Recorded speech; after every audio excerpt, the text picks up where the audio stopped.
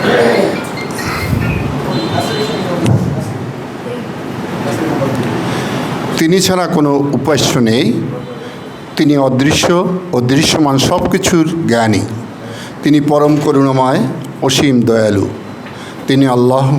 তিনি ছাড়া কোনো উপাস্য নেই। তিনি সর্বময় অধিপতি, পবিত্র, শান্তিদাতা, নিরাপত্তা দানকারী, রক্ষক, পরাক্রমশালী, মহাপ্রতাপশালী ও মহিমাময়। তারা যা শরিক করে আল্লাহ তা থেকে পবিত্র। তিনি আল্লাহ সৃষ্টিকর্তা, উদ্ভাবনকারী ও আকৃতি দানকারী। সকল সুন্দর নাম তাঁরই। আসমান ও জমিনে যা কিছু আছে সব তাঁর পবিত্রতা ও মহিমা ঘোষণা করে। তিনি পরাক্রমশালী, প্রজ্ঞাময়। তিনি ছাড়া কোনো উপাস্য নেই। তিনি চিরঞ্জীব, সব কিছুর ধারক ও রক্ষক। তন্দ্রা বা নিদ্রা তাকে স্পর্শ করে না। আকাশমণ্ডলী ও পৃথিবীতে যা কিছু আছে সব তাঁর। তাঁর অনুমতি ছাড়া তাঁর কাছে সুপারিশ করার কেউ নাই। তিনি আমাদের সামনে ও পিছনের সব কিছু জানেন। তিনি যতটুকু ইচ্ছা করেন, তাছাড়া তাঁর জ্ঞানের কোনো অংশই কেউ আয়ত্ত করতে পারে না। আসমান ও জমিনকে পরিব্যাপ্ত করে আছে তার কুরসি। এগুলোর রক্ষণাবেক্ষণ তাঁকে ক্লান্ত করে না। তিনি সর্বোচ্চ মহান।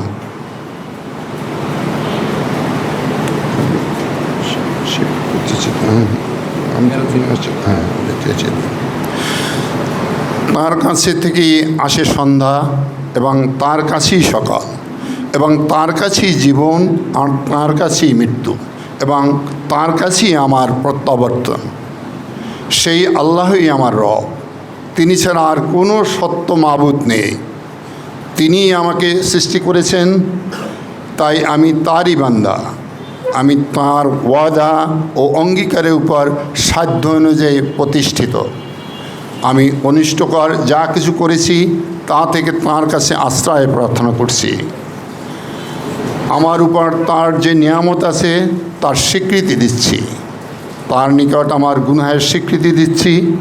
সুতরাং তাঁর কাছে আকুল আবেদন, তিনি আমাকে ক্ষমা করে দিবেন, কেননা তিনি ছাড়া আর কেউ গুনাহ ক্ষমা করতে পারে না। সেই আল্লাহকে রব হিসেবে পেয়ে আমি ধন্য। ইসলামকে দিন হিসাবে আর মুহাম্মদ সাল্লাল্লাহু আলাইহি ইসলামকে নবী হিসাবে পেয়ে আমি পরিপূর্ণভাবে সন্তুষ্ট। আল্লাহ তাআলা আমাদেরকে এসব দোয়া ও জিকির নিয়মিত আমল করার এবং এর শিক্ষা অনুযায়ী জীবন পরিচালনার তৌফিক দান করুন। আমিন। আসসালামু আলাইকুম ওয়া রাহমাতুল্লাহ।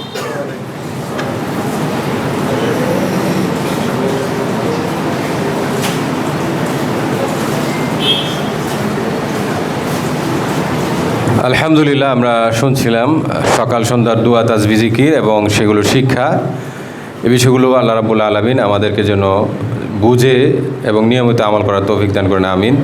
এই পর্যায়ে আমরা একটু সুরের মূর্ছনায় যাব। আমরা একটু হামদ নাতে রাসূল শুনবো আমাদের প্রিয় ভাই আশরাফুদ্দিন সাহেবের কাছ থেকে। আহ্বান করছি আশরাফুদ্দিন ভাইকে আমাদেরকে তার হৃদয় থেকে একটি নাতে রাসূল হামদে বারি তাআলা উপস্থাপন করার জন্যে, উপহার দেওয়ার জন্যে। এমন আশিস দাও আমারে খোদা দয়াময়, তোমার কালাম জপে জপে মরণ যেন হয়। এমন আশিস দাও আমারে খোদা দয়াময়, তোমার কালাম জপে জপে মরণ যেন হয়। যে পথে শুধুই কাটায় ভরা, সেথায় তুমি দাও না ধরা। যে পথে শুধুই কাটায় ভরা, সেথায় তুমি দাও না ধরা, সে পথ চেনার আলো যেন, সে পথ চেনার আলো যেন প্রাণে জেগে রয়। এমন আশিস দাও আমারে খোদা দয়াময়,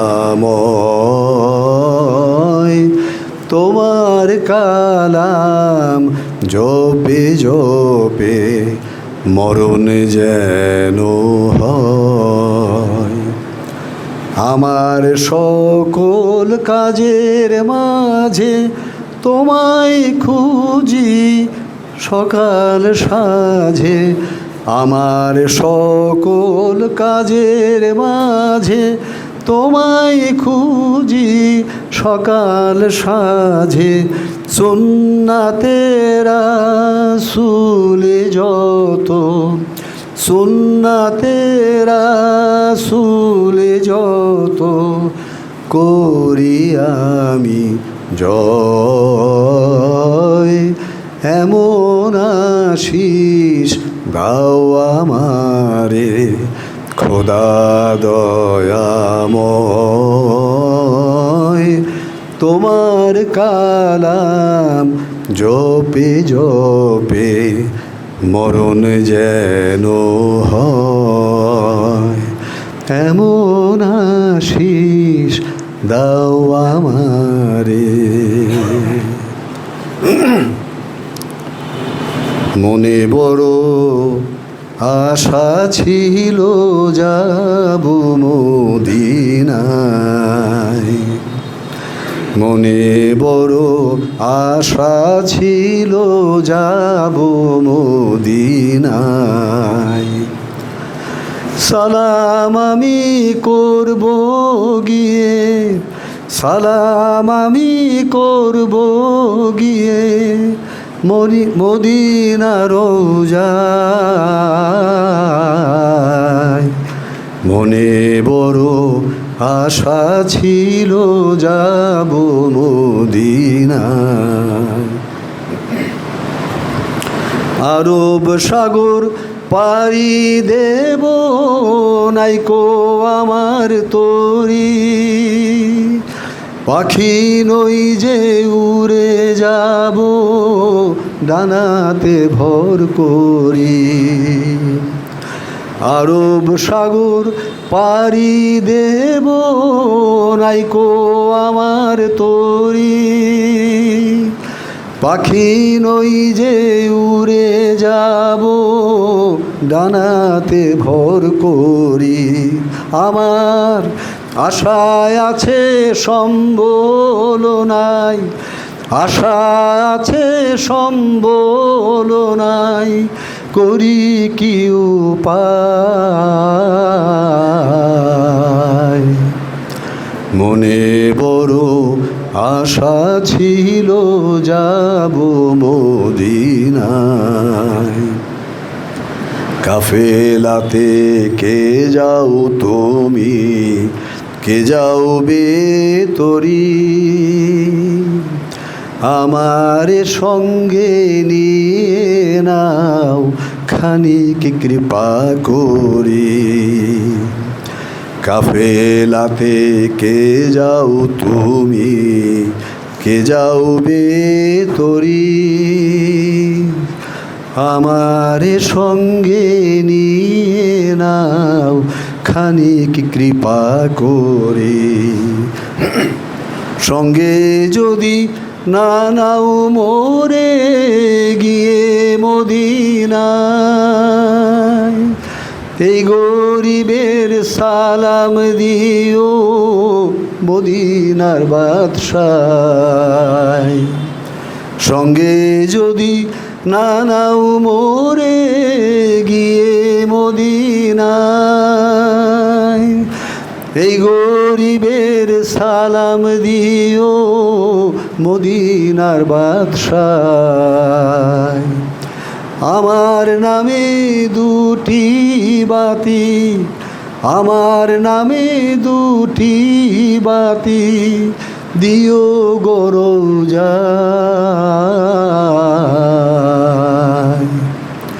মনে বড় আশা ছিল যাব মদিনায়,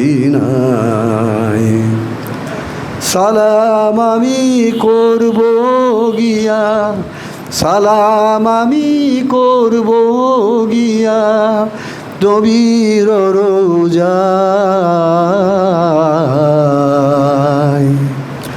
মনে বড় আশা ছিল যাব মদিনায়। সম্মানিত উপস্থিতি, আমরা এ পর্যায়ে চলে যাচ্ছি আজকের প্রোগ্রামের মূল আলোচনা। অনুষ্ঠানের লক্ষ্য উদ্দেশ্য, হাজির পরিচয় ও দায় দায়িত্ব এ বিষয়ে আলোচনা নিয়ে আসছেন আমাদের প্রিয় স্যার, কোরআন শিক্ষা গবেষণা ও প্রশিক্ষণ কেন্দ্রের সম্মানিত প্রতিষ্ঠাতা পরিচালক, জাহাঙ্গীরনগর বিশ্ববিদ্যালয়ের অবসরপ্রাপ্ত অধ্যাপক প্রফেসর ডক্টর মোহাম্মদ আবদুল্লাহ বাকি। স্যারকে আহ্বান করছি আজকের মূল আলোচনা উপস্থাপন করার জন্যে। আসসালামু আলাইকুম ওয়া রাহমাতুল্লাহি ওয়া বারাকাতুহু।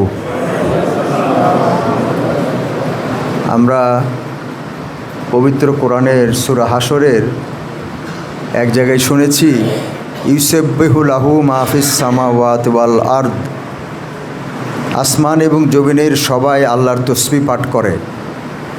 আর আমরাও আজকে মাগরিবের নামাজ পড়েছি, সেখানে তসবিহ তাহলিল সূরা কেরাত পড়েছি।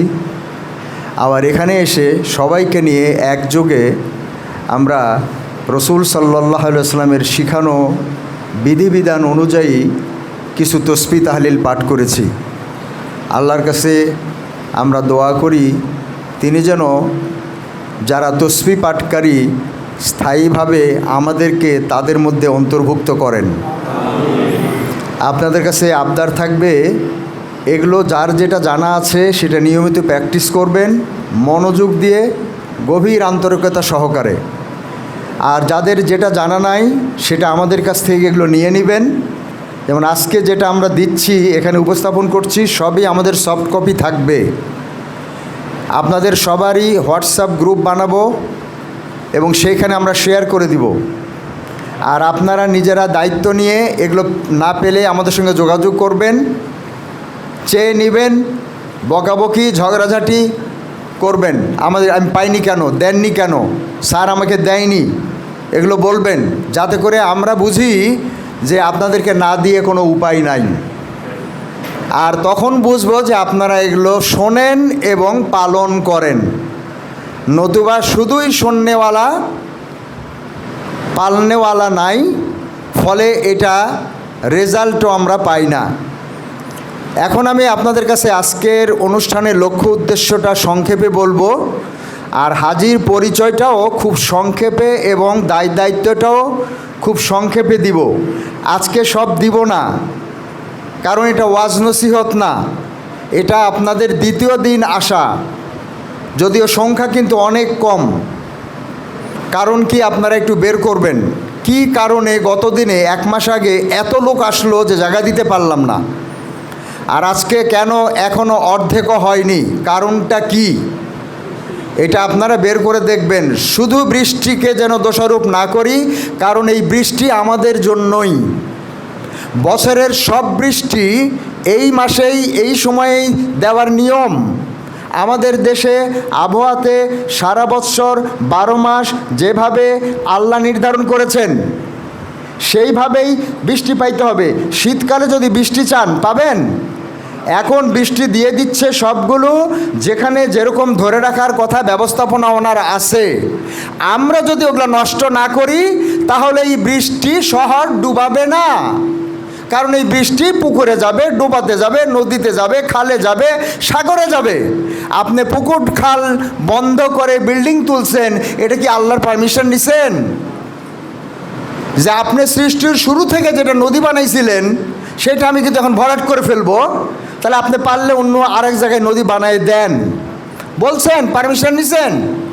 আপনি পৌরসভার পারমিশন নিয়ে বিল্ডিং করতে হয়, রাজুগের পারমিশন ছাড়া বিল্ডিং করা যায় না। তাহলে আল্লাহর পারমিশন ছাড়া আল্লাহ যেটা নদী বানাইছে সেটা ভরাট করতেছেন কেন? আল্লাহ যেটা সাগর বানাইছে সেখানে আপনি বিল্ডিং তুলতেছেন কেন?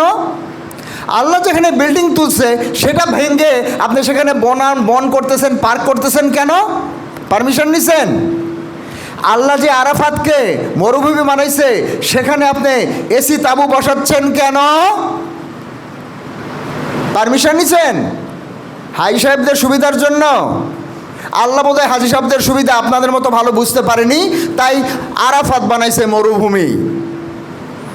আল্লাহর বোধহয় এটা ভুল হয়ে গেছে, সেজন্য আপনারা তাঁবু দিয়ে, এসি দিয়ে, ঠান্ডা দিয়ে, বালিশ দিয়ে, তোষক দিয়ে আপনি হাজিদের খেদমত করতেছেন যেন তারা এবাদত ঠিক মতো না করে যেন ঘুমাইতে পারে।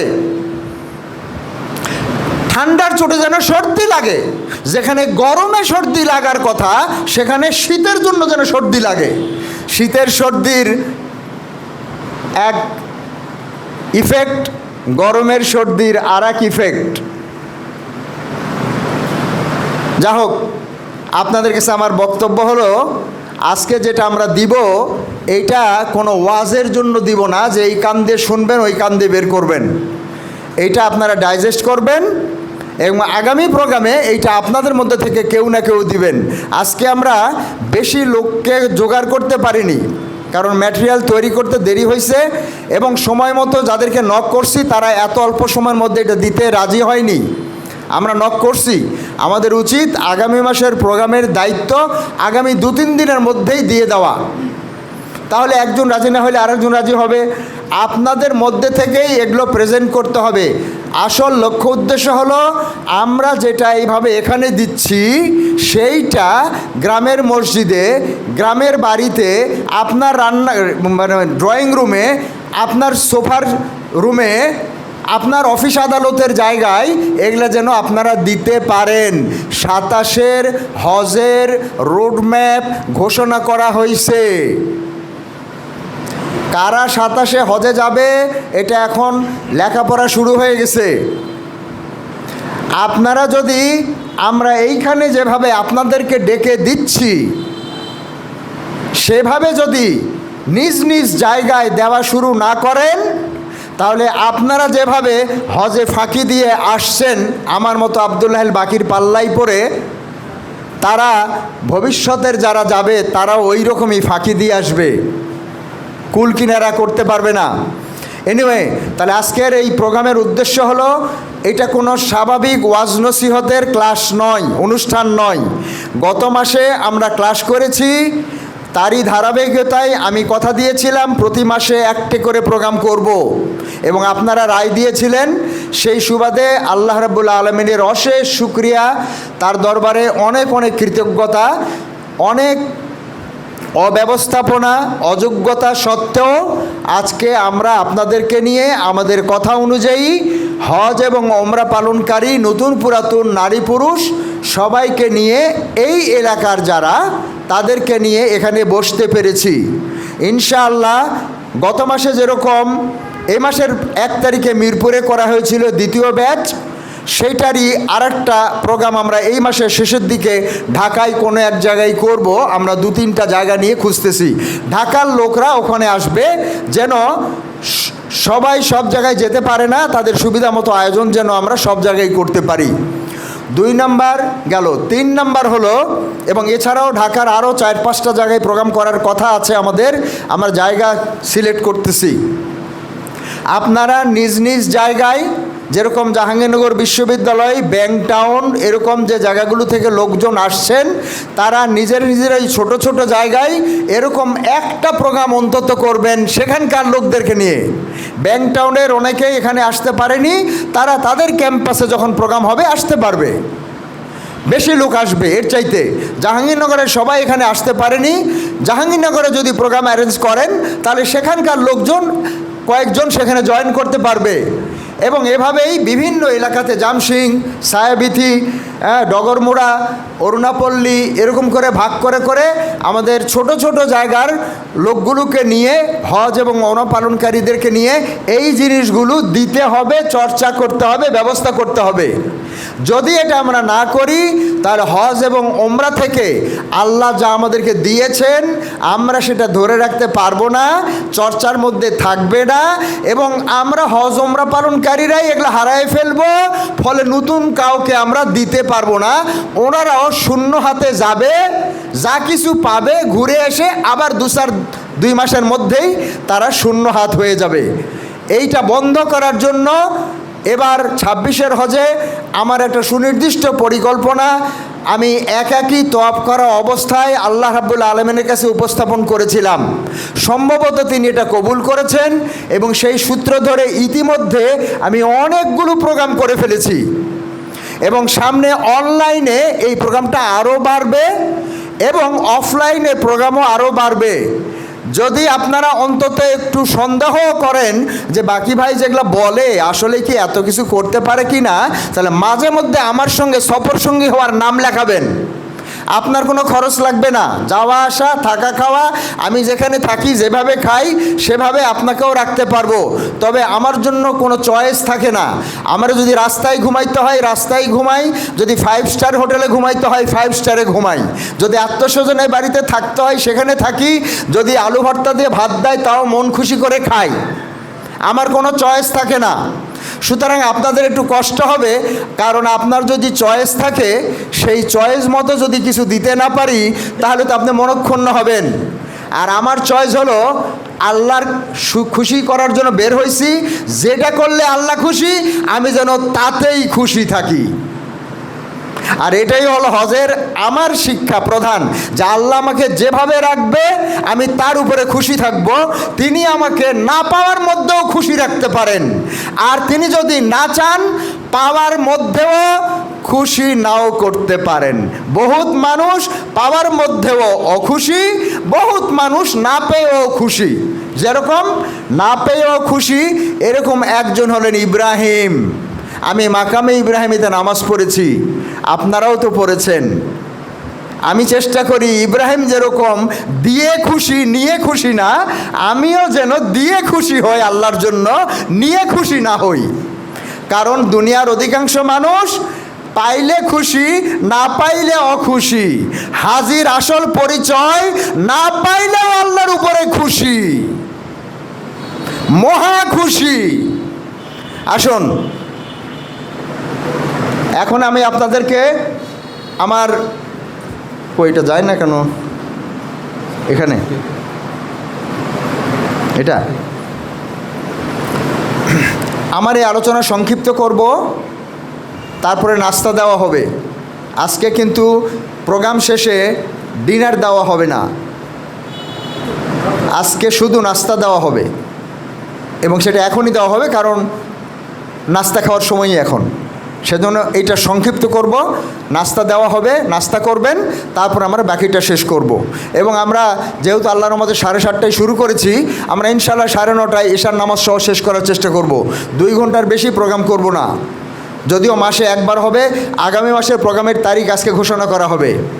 আপনারা যদি এই প্রোগ্রামকে উপকারী মনে করেন তা নিজেরা আসবেন এবং অন্য যে কোনো হজ এবং ওমরা পালনকারীকে সংযুক্ত করার চেষ্টা করবেন। আমাদের এখনকার আলোচনা উপস্থাপনা হলো হাজির পরিচয়। আমি 9টা পরিচয় বলবো মাত্র কোরআন এবং হাদিস থেকে। এই 9টা আপনারা মুখস্থ করবেন, আমি একাধিকবার বলবো এবং এগুলো আপনাদেরকে দিব, সেখান থেকে আপনারা পড়বেন। প্রথমে বলবো পরিচয়, তারপরে বলবো ওই পরিচয় যদি আপনার হয়ে থাকে, আপনার যদি জামাই হয়ে থাকেন শ্বশুরবাড়ি কেমন আচরণ করবেন, এটা হলো আপনার দায়িত্ব। আপনি যদি দুলাভাই হয়ে থাকেন তাহলে সারার বাড়িতে গেলে কেমন করবেন সেটা যেন বুঝতে পারেন, সেজন্য আগে আপনার পরিচয়টা দিব যে আপনি দুলাভাই না জামাই না ভগ্নিপতি না কি, কেমন এটা বলবো। এটা 9টা বলবো, আপনারা আমি প্রথম বলে যাব 9টা, এরপর আপনাদেরকে নিয়ে 1বার 2বার বলবো, তাহলে মোট 3বার বলা হবে। একইভাবে দায়িত্ব আমি প্রথম 1বার বলবো, তারপরে আপনাদেরকে নিয়ে বলবো, তারপরে আমরা 2বার বলবো, যাতে করে আমাদের পরিচয় এবং দায়িত্বটা যেন অন্তত আমাদের একটু কানের মধ্যে দিয়ে মগজে গিয়ে মনের মধ্যে একটু নাড়া দেয়। এবং আপনারা বিবেচনা করবেন হজ ওমরা করার পরে আমাদের এই আলোচনার আগে বা আমাদের সংস্পর্শে আসা ছাড়া আর কেউ কি কোথাও আপনাকে এই আপনার এই পরিচয় আর আপনার এই দায়িত্ব সম্পর্কে একটু উস্কানি দিছে, তখন বুঝতে পারবেন যে এখানে আসবেন কি আসবেন না ইনশাআল্লাহ। আর আপনারা ডাকলে আমরা আপনাদের কাছে যাইতে রাজি আছি। আমরা ডাকলে যদি পছন্দ না হয় তাহলে আপনি ডাকেন, যেখানে যেভাবে ডাকেন, খাবার দিয়ে ডাকেন, না দিয়ে ডাকেন, আমাদেরকে পাবেন ইনশাআল্লাহ। তাহলে আমরা বলছি হাজির পরিচয়। আজকের প্রোগ্রামে আপনাদের উদ্দেশ্যে 9টা পরিচয়। প্রথম পরিচয় হাজি আল্লাহর মেহমান, সবাই জানি এটা। হাজি আল্লাহর মেহমান, বলেন হাজি আল্লাহর মেহমান। হজ এবং ওমরা পালনকারী আল্লাহর মেহমান। 2 নাম্বার, হজ এবং ওমরা পালনকারী আল্লাহর প্রতিনিধি দলের সদস্য। এটা বড় হয়ে গেল, ছোট্ট করি। হজ এবং ওমরা পালনকারী আল্লাহর প্রতিনিধি। হজ এবং ওমরা পালনকারী আল্লাহর প্রতিনিধি। 1 নাম্বার আল্লাহর মেহমান, 2 নাম্বার আল্লাহর প্রতিনিধি, 3 নাম্বার সদ্য প্রসূত শিশুর মতো নিষ্পাপ। সদ্য প্রসূত শিশুর মতো নিষ্পাপ, এমনকি অন্যের ক্ষমাপ্রাপ্তির মাধ্যম। এইটুকু বলি, এটা হলো পরিচয়। সদ্য প্রসূত শিশুর মতো নিষ্পাপ, নিজে, এমনকি অন্যের ক্ষমা পাওয়ার মাধ্যম। তাহলে 3টা হলো, এখন বলবেন না 3টা, এখন আমার সঙ্গে বলবেন। আল্লাহর মেহমান, আল্লাহর প্রতিনিধি, সদ্য প্রসূত শিশুর মতো নিষ্পাপ, অন্য মানুষের পাপ মাপের মাধ্যম। 4টা গেল। 4 নম্বরে 5 নাম্বার আল্লাহর রাস্তায় খরচের সমান প্রতিদান প্রাপ্ত। মানে আল্লাহ রাস্তায় খরচ করলে যে সওয়াব হয় সেই সওয়াব পাই আসছে সে। আল্লাহর রাস্তায় খরচের সমান প্রতিদান প্রাপ্ত। 5 নাম্বার মানে 6 নাম্বার, হেদায়েত লাভ ও মুসলিম উম্মার বৃহত্তম মিলন কেন্দ্রে অংশগ্রহণকারী।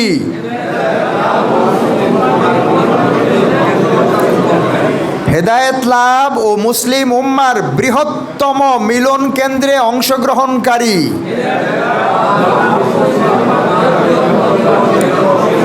এটা বড়, আবার বলি, হেদায়েত লাভ ও মুসলিম উম্মার বৃহত্তম মিলন কেন্দ্রে মানে আরাফাতে অংশগ্রহণকারী।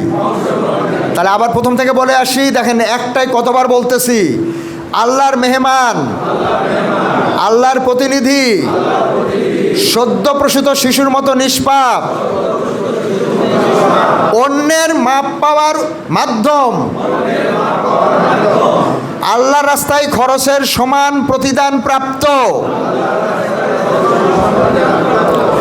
হেদায়েত লাভ ও মুসলিম উম্মার বৃহত্তম মিলন কেন্দ্রে অংশগ্রহণকারী।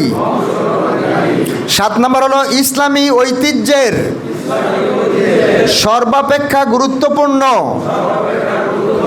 নিদর্শন সমূহ স্বচক্ষে পরিদর্শনকারী। ইসলামী ঐতিহ্যের সর্বাপেক্ষা গুরুত্বপূর্ণ নিদর্শন সমূহ স্বচক্ষে পরিদর্শনকারী। তাহলে আবার প্রথম থেকে আসি। আল্লাহর মেহমান, আল্লাহর প্রতিনিধি, সদ্য প্রসূত শিশুর মতো নিষ্পাপ, অন্যদেরকে মাফ করানোর মাধ্যম, আল্লাহর রাস্তায় খরচের সমান প্রতিদান প্রাপ্ত, হেদায়েত লাভ ও মুসলিম উম্মার বৃহত্তম মিলন কেন্দ্রে অংশগ্রহণকারী। ইসলামী ঐতিহ্যের সর্বাপেক্ষা গুরুত্বপূর্ণ নিদর্শনসমূহ স্বচক্ষে পরিদর্শনকারী। 7টা গেল।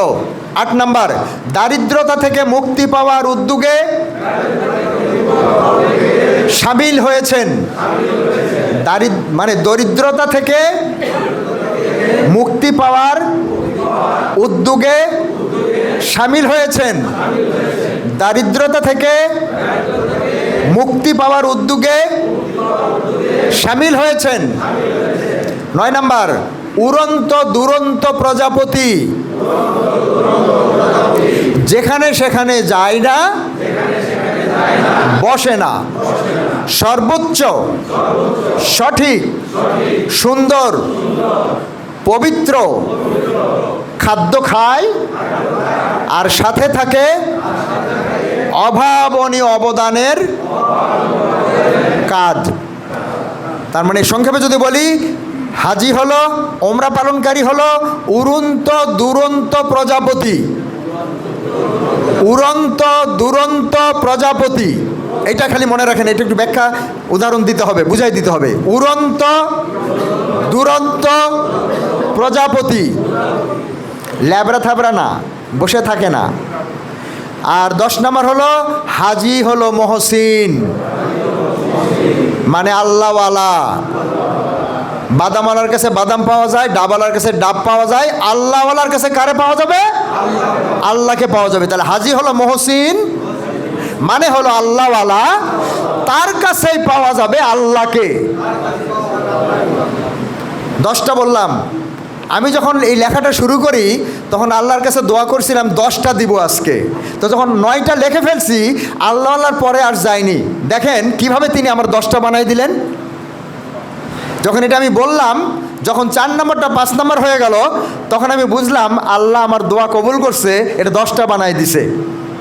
এখন আসেন আবার আমরা এটা দেখি, আপনারা মনোযোগ দিয়ে শোনেন, এখন বলেন না। হাজির পরিচয় বা হাজি কে?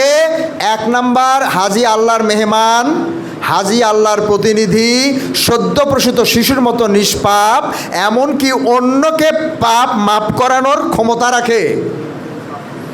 আল্লাহর রাস্তায় খরচের সমান প্রতিদান প্রাপ্ত। 1 হরফে 10 নেকি পায়নি, লক্ষ কোটি নেকি পাইছে। 1 সেজদাতে এইটুক পায়নি, 1 রাকাতে এইটুক পায়নি, 1 লক্ষ রাকাতে সমান সব পাইছে। খেয়াল করছেন? 6 নাম্বার, হেদায়েত প্রাপ্ত এবং মুসলিম উম্মার বৃহত্তম মিলন কেন্দ্রে অংশগ্রহণকারী, মানে সবচেয়ে বড় মিলন মেলায় সে অংশগ্রহণ করছে, মুসলিম উম্মার সবচেয়ে বড় জমায়েতে সে অংশগ্রহণ করছে। আর 7 নাম্বার হলো ইসলামের সবচেয়ে বড় বড় গুরুত্বপূর্ণ নিদর্শন নিজের চোখে দেখছে, স্বচক্ষে পরিদর্শনকারী। যেমন কাবা, এর চাইতে বড় নিদর্শন আর নাই। মাকামে ইব্রাহিম, সাফা মারওয়া, মিনা আরাফা মুজদা ইত্যাদি ইসলামী ঐতিহ্যের সর্বাপেক্ষা গুরুত্বপূর্ণ নিদর্শনসমূহ নিজের চোখে দেখে আসছে। দারিদ্রতা মানে দরিদ্র থাকবে না সে, এই যে মিছিল, এই মিছিলে সে যোগ দিছে। যারা দরিদ্র থাকবে না পৃথিবীতে, যারা এরকম হজ করার মাধ্যমে সে তাদের দলে যোগ দিছে, সে আর দরিদ্র থাকবে না। বুঝাইতে পারছি? 8 নাম্বার, উড়ন্ত দুরন্ত প্রজাপতি। 9 নাম্বার। 10 নাম্বার, মহসিন মানে হলো আল্লাহওয়ালা, তার কাছে অন্য মানুষেরা আল্লাহকে পাবে, কারণ সে আল্লাহওয়ালা, তার কাছে গেলে আল্লাহকে চেনা যায়, আল্লাহকে বোঝা যায়। এই 10টা পরিচয় হলো হাজির। এখন কাজের কথা বলি। পরিচয় তো হলো, কাজ কি? ওখান থেকেই শুরু করি।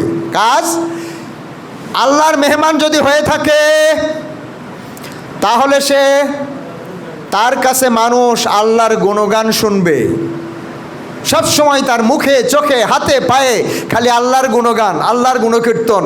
ঠিক কি না? একমত? যদি কেউ আল্লাহর মেহমান হয়ে থাকে তাহলে তার কাছে সব সময় মানুষ শুনবে আল্লাহর গুণগান। হাজি যদি হয় সত্যিকার মেহমান, তাহলে তার কাছে মানুষ শুনবে আল্লাহর গুণগান।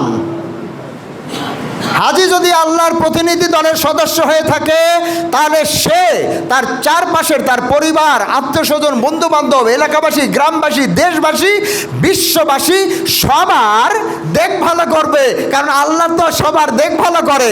আপনি তার প্রতিনিধি হলে সবার দেখভাল করেন। প্রতিনিধি মানে কি? এগুলো এখন বক্তৃতা করবো না, খালি এটা বুঝে নেবেন। যদি প্রতিনিধি হয়ে থাকে তাহলে আল্লাহর প্রতিনিধি হিসাবে সে আল্লাহ যেরকম গোটা সৃষ্টির দেখভাল করে, হাজি সবার দেখভাল করবে। 3 নাম্বার, সদ্য প্রসূত শিশুর মতো নিষ্পাপ, নতুন করে আর পাপ করবে না। আর তার দেখা দেখি আশেপাশের মানুষরাও তার কাছে দোয়া চাইবে যে তুমি আমার জন্য একটু দোয়া করো, আল্লাহ যেন আমারে মাফ করে। সে বলবে আল্লাহ আমি তার জন্য মাফ চাইতেছি, তারে মাফ করেন, আল্লাহ তারে মাফ করে দিবে। কখন এটা হবে? যখন হাজি নিজে আর পাপ করে না, নিজে পাপ করে অন্যের জন্য মাফ চাইবেন। হ্যাঁ, নিজে পাপ করেন আর আল্লাহর কাছে ওনার জন্য মাফ চাইতেছেন। আপনি পাপ করবেন না, তখন যার জন্য মাপ চাইবেন তারে মাফ করে দিবে এবং তারে আজ হোক কাল হোক ইসলামের দিকে নিয়ে আসবে। আল্লাহ রাস্তায় খরচের মতো সমান প্রতিদান প্রাপ্ত, ওই বললাম এটা আগে। সেই জন্য আপনি যদি যা চান তার চাইতে বেশি যদি পেয়ে থাকেন, তাহলে আবার কি আরেকজনের কাছে চাইবেন? আমি 10 টাকা দরকার রিক্সা ভাড়া, আজাদ ভাইকে বললাম ভাই রিক্সা ভাড়া আছে তো পকেটে নেই, দেন তো। উনি আমার 100 টাকা দিয়ে দিল, স্যার খুচরা নেই 100 টাকা নেন, ধরেন 100 টাকা নেন।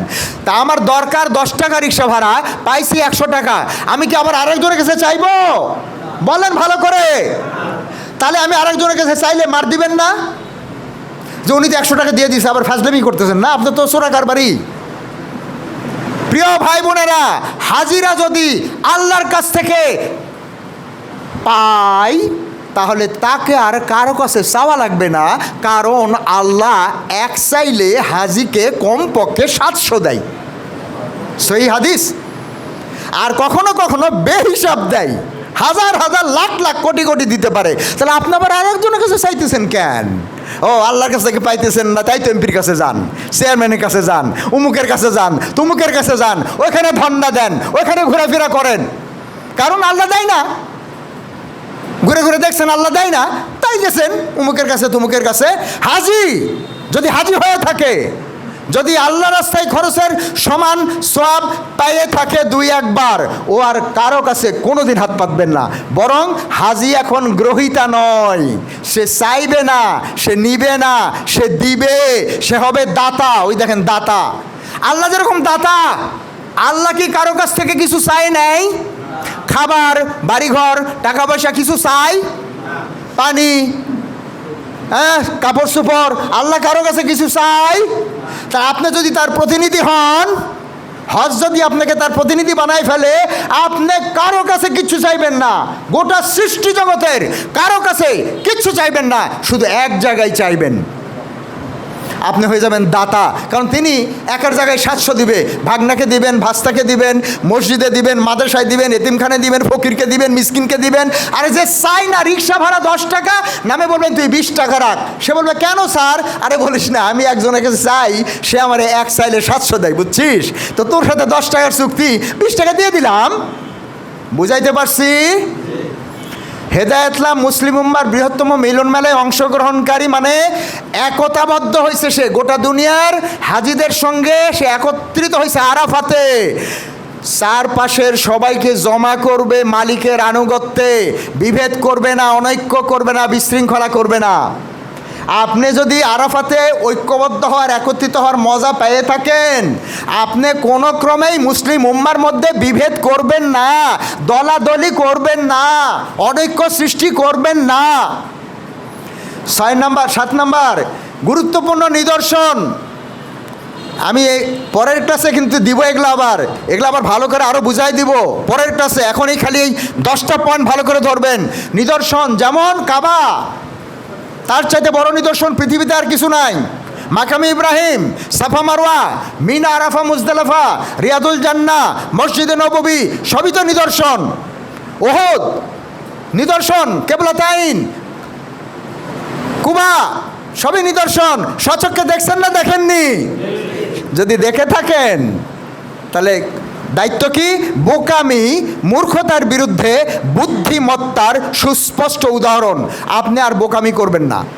যারা নিদর্শন দেখেনি তাদের মতো আপনার ভাব সব হবে না, কথাবার্তা হবে না, যুক্তি, কথাবার্তা, তেলাওয়াত, উমুক, তাদের মতো হবে না। সুস্পষ্ট উদাহরণ হবেন যে আপনি বুদ্ধিমত্তার অধিকারী।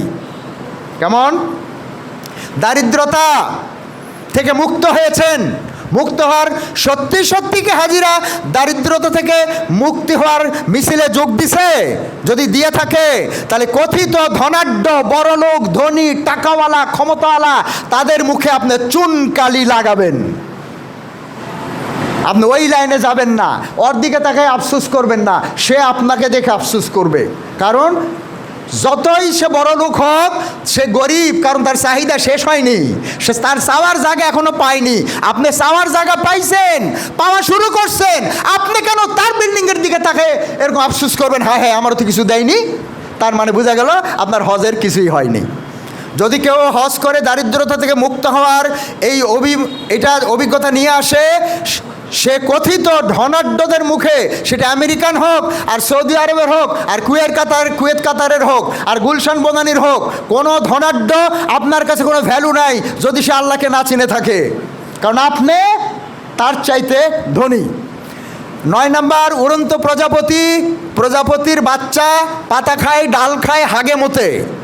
প্রজাপতি ওই রকমই কি ডালপালা পাতা খায়? না, সে যেখানে সেখানে বসে না, যা তা খায় না। হাজিও যেখানে সেখানে বসবে না, যা তা খাবে না। হাজিও প্যাকেট দেখলে চোখ বড় বড় করবে না, লাভ দিয়ে ধরার চেষ্টা করবে না। লক্ষ কোটি টাকা তার সামনে নিয়ম মতো যদি আসে সে গ্রহণ করবে, অথবা কোনো অনিয়মের মধ্যে সে লাভ দিবে না। প্রজাপতি কি খায়? পাতা খায়, ডাল খায়, হাগামোতা করে, দেখতে পান? প্রজাপতি খায় হলো নির্যাস, ফুলের নির্যাস, মহাপবিত্র, পরিচ্ছন্ন এবং সুনির্দিষ্ট জায়গায় কত সুন্দরভাবে তার জন্য সংরক্ষণ করে রাখা।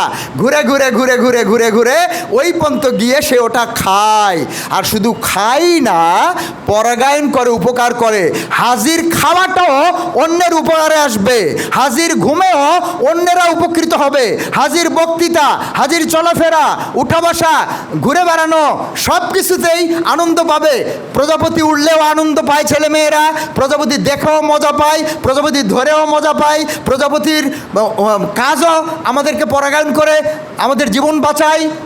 হাজি হয়ে গেল প্রজাপতি। হাজি খালি খায় আর হাগে, এই আর নাই। হাজি এখন পরিবর্তন হয়ে গেছে। 10 নম্বর হলো মহসিন, আল্লাহওয়ালা। যদি আল্লাহওয়ালা হয়েই থাকেন তাহলে আপনার কাছে আল্লাহকে পাওয়া যাবে, কারণ আপনি শুধু মালিকের স্বার্থ দেখেন, আর কারো স্বার্থ দেখেন না। মালিকের 1 ছোটা ক্ষতি হতে দিবেন না, জীবন দিয়ে তাকে হেফাজত করবেন। মিছিল আসতেছে মালিকের বিরুদ্ধে, আপনি জীবন দিয়ে সেটাকে ঠেকাবেন, বুদ্ধি দিয়ে, যোগ্যতা দিয়ে, জ্ঞান দিয়ে, প্ররোচনা দিয়ে আপনি ঠেকাবেন। মালিকের এতটুকু ক্ষতি হতে দিবেন না। সেইটাই হলো মালিকওয়ালা, আল্লাহওয়ালা। আল্লাহ রাব্বুল আলামিন আমাদেরকে হাজির এই 10টা পরিচয় আর হাজির 10টা দায়িত্ব, যদি ওইটা হয়ে থাকেন তাহলে ওটা দায়িত্ব কি, ওইটা হয়ে থাকলে দায়িত্ব কি, 10টা দিলাম, মনে থাকবে, আমাদের কাছে নিয়ে নেবেন। এবং এরপর থেকে খাতা কলম কাগজ বা মোবাইল রাখবেন, যাতে করে নোট করে নিতে পারেন। 10টা পরিচয় দিলাম, 10টা দায়িত্ব দিলাম। আল্লাহ রাব্বুল আলামিন সবার আগে আমাকে এবং আমার সঙ্গে যারা সক্রিয়ভাবে যুক্ত তাদের সবাইকে এই 10টা যোগ্যতা অর্জন করার আর এই 10টা গুণাবলী বিকশিত করার তৌফিক দান করুন। আখিরু দাওয়ানা আলহামদুলিল্লাহি রাব্বিল আলামিন। আলহামদুলিল্লাহ। তিলকা আশারাতুন কামিলা। আমরা হাজির পরিচয়ে 10টি বিষয় আমরা জানতে পারলাম, এবং এই 10টি পরিচয় অনুযায়ী কী কী দায়িত্ব সেই বিষয়গুলো আমরা স্যারের কাছ থেকে বিস্তারিত শুনলাম। আল্লাহ রাব্বুল আলামিন আমাদেরকে এই পরিচয় ধারণ করে আমল করার তৌফিক দান করুন, আমিন। আমাদেরকে দেখতে হবে আমাদের কারণে মেজবানের বদনাম হচ্ছে না সুনাম হচ্ছে। দেখেন ডায়ালগটা, কোনোদিন শুনছেন যে আপনার কারণে আমার কারণে মেজবানের বদনাম হতে পারে? আমি যদি খারাপ কিছু করি মেজবানের বদনাম, দেখছি হাজি, হ্যাঁ কাবা থেকে কোনো লাভ নাই, হ্যাঁ দেখছি, কিন্তু আপনার কারণে আবার সুনামও হতে পারে। বাবারে বাবা, কাবাতে যাওয়ার আগে এই লোকটা এত খারাপ ছিল, কাবা থেকে আসার পরে এই লোকটা এত ভালো হয়ে গেছে। এখন আপনারা, আমরা, আমি সহ সবাই চিন্তা করতে হবে আমার দ্বারা কি মেজবানের সুনাম হচ্ছে না বদনাম হচ্ছে? ইসলামের সুদিন আসতেছে না দুর্দিন আসতেছে? আমরা যে নবীকে সালাম দিই মদিনায় গিয়ে, আমাদের কারণেই সেই নবীর কি বদনাম হচ্ছে জানেন? আমাদের কারণে, অথচ আপনি ইচ্ছা করলে আপনার কারণে নবীর সুনাম ছড়াইতে পারতেন যে বাবারে বাবা মদিনা গিয়ে মাত্র কয়েক ওয়াক্ত নামাজ পড়ে আসছে, এই লোকটা চেঞ্জ হয়ে গেছে, এই লোকটা অন্যরকম হয়ে গেছে। এখন খালি আমাদের ভালো চায়, আমাদের কোনো ক্ষতি চায় না, সব দিক থেকে, সব দিক থেকে। তাহলে রসুলের সুনাম হলো, এই সুনাম আপনি কয়বার দরুদ পরে পোষাবেন? কম। দরুদ পড়েন 100 বার আর বদনাম করেন 40 বার। দিনের এক বদনামই আপনার আখেরা শেষ করে দিবে। আপনার কারণে, আমার কারণে যদি রসুলের বদনাম হয় যে দেখছি মুহাম্মদের উম্মত নবীকে সালাম দিয়ে আসছে, মদিনাতে যায়, তার কারখানা দেখছি, তাহলে রসুলের বদনাম হলো। এই বদনাম যখন রসুলের কাছে আল্লাহ পৌঁছাবে, রসুল যখন আপনার প্রতি মনক্ষুণ্ণ হবে, কি দিয়ে, কয়টা দরুদ দিয়ে আপনি এটা পোষাবেন? হ্যাঁ, সেই জন্য সাবধান। এখন আমরা আপনাদের মন্তব্য, প্রস্তাব, পরামর্শটা নিয়ে নিই। আসসালামু আলাইকুম, আমি Mohammad Wajed Ali, field research manager, ICDDRT, বসবাস করি জামসিং সোসাইটিতে। স্যারের এই মহতী আয়োজন দেখে ভালো লাগলো। আমি প্রথম আজকে আসছি, আমি 25 সালে হজ করছি আমার ওয়াইফ সহ, তবে আসা হয়নি ব্যস্ততার কারণে। যেহেতু আসলাম, আপনাকে অনেক ধন্যবাদ আমাদের পক্ষ থেকে। আমার দুটো অনুরোধ, একটা তো হলো আজকের যে প্রেজেন্টেশন স্লাইডটা দেখাইছেন, এটা হোয়াটসঅ্যাপে শেয়ার করবেন ইনশাআল্লাহ। আর সেকেন্ড হলো আমার সেটাই যে যেহেতু আমরা একটু মিতব্যয়ী হওয়া দরকার, আপনারা যে আজকে নাস্তার সাথে যে পানির বোতল দিচ্ছে, আমার কাছে মনে হচ্ছে পানিটা বেশি হয়ে গেছে, এটা একটু শর্ট। আর যদি ডিনারে থাকতো তাহলে হয়তো 8 লিটার থাকলেই হতো। ধন্যবাদ স্যার। অনেক অনেক শুক্রিয়া আপনার দৃষ্টিভঙ্গির জন্য। 250 ml যেটা, সেটা দেওয়া উচিত। ইভেন 125 ml দেওয়া যেতে পারে, যদি কারো দুটো লাগে নিবে। কিন্তু এইটা যে ইউজ করতেছে, আমরা সাধারণত এটা মুখে লাগাই না, কিন্তু তারপরেও একজনটা খেতে দ্বিধাবোধ করবে, কারটা কে খাবে, কি খাবে, এটা উচিত না। সেই জন্য এই যে অপচয়টা রোধ করা দরকার। আমার স্লাইডের মধ্যে এটা একসময় এক জায়গায় আসে, ইনশাল্লাহ পাবেন। কোনোভাবে যেন অপচয় করা না হয়। একজন এটা দিচ্ছে আমাদেরকে, তাই বলে আমরা এটা মিসইউজ করবো, এটা কেন্দ্রের জন্য সম্মানজনক না। অনেক অনেক শুক্রিয়া আপনার, অনেক শুক্রিয়া। আর কেউ মেয়েদের মধ্যে, ছেলেদের মধ্যে কোনো প্রস্তাব, পরামর্শ? আমার নাম কাজী আব্দুল, আমি 1993-তে হজ করছি। আমি এখানে মাঝে আসি, এখানে স্বপ্ন দেখি, আর এগুলো প্রোগ্রাম ভালো লাগে দিলে আসি, এবং ভালো লাগে দিলে আমরা এখানে আসি। এই যে আজকে যে নাস্তাতে ঠিক আছে, আমার এই মনে হয় এই নাস্তা না দিয়ে খালি ওই দিনে ছোটোকে দিতেই ভালো হয়। যে আইটেমগুলো দেওয়া হয়, ওই আইটেমগুলো যদি এগুলো হয়ে যায়, আপনার ছোটো করে বিড়ি দিতে, হাফ বিড়ি দিতে, তাও ওই একটাই চলতে আসবে। এত ঝামেলা দরকার, তাড়াতাড়ি করা দরকার নাই, বলা এটা সেটা এত দরকার নেই। অনেক বিড়ি দিয়ে ছোটো করে থাকে, ঠিক আছে, ভালো হয়, এত দরকার নেই। ইনশাআল্লাহ। অনেক অনেক শুক্রিয়া আপনার পরামর্শের জন্য। নেক্সট কথাগুলো বলবো। আর আপনাদের কাছে স্বনির্বন্ধ আবেদন, আগামী প্রোগ্রামে ডেট ঘোষণা হয়ে গেছে, কিন্তু ডেট ঘোষণা হয়ে গেছে 20 তারিখ, আগস্টের 20 তারিখ বৃহস্পতিবার মাগরিব এখানে এসে পড়বেন, আমরা টাইমটা বাঁচানোর জন্য। সেইখানে আপনাদের মধ্যে থেকে এই যেগুলো দেওয়া হয়েছে এর 2-1টা রিপিট করব, আপনারা উপস্থাপন করবেন। আবার 2-1টা নতুন নিয়ে আসবো, সেগুলো আপনাদেরকে আগেই ম্যাটেরিয়াল দিয়ে দিব, 3 দিন 4 দিন 5 দিন আগে দিয়ে দিব ইনশাআল্লাহ। প্রস্তুতি নিয়ে আপনারা উপস্থাপন করবেন। উদ্দেশ্যটা হলো, এটা বাকি সাহেবের কোনো ব্যক্তিগত বা পারিবারিক সম্পত্তি না যে এটা ওনাকেই শুধু বলতে হবে। আপনারা আমাকে বাধ্য করেন, তাই আমি বলি। আমি যত না বলি ততই আমার উপকার। কিন্তু যদি আপনারা কেউ না বলেন, তখন আমার দায়িত্ব হয় বলা, কারণ তখন আল্লাহ আমাকে ধরবে।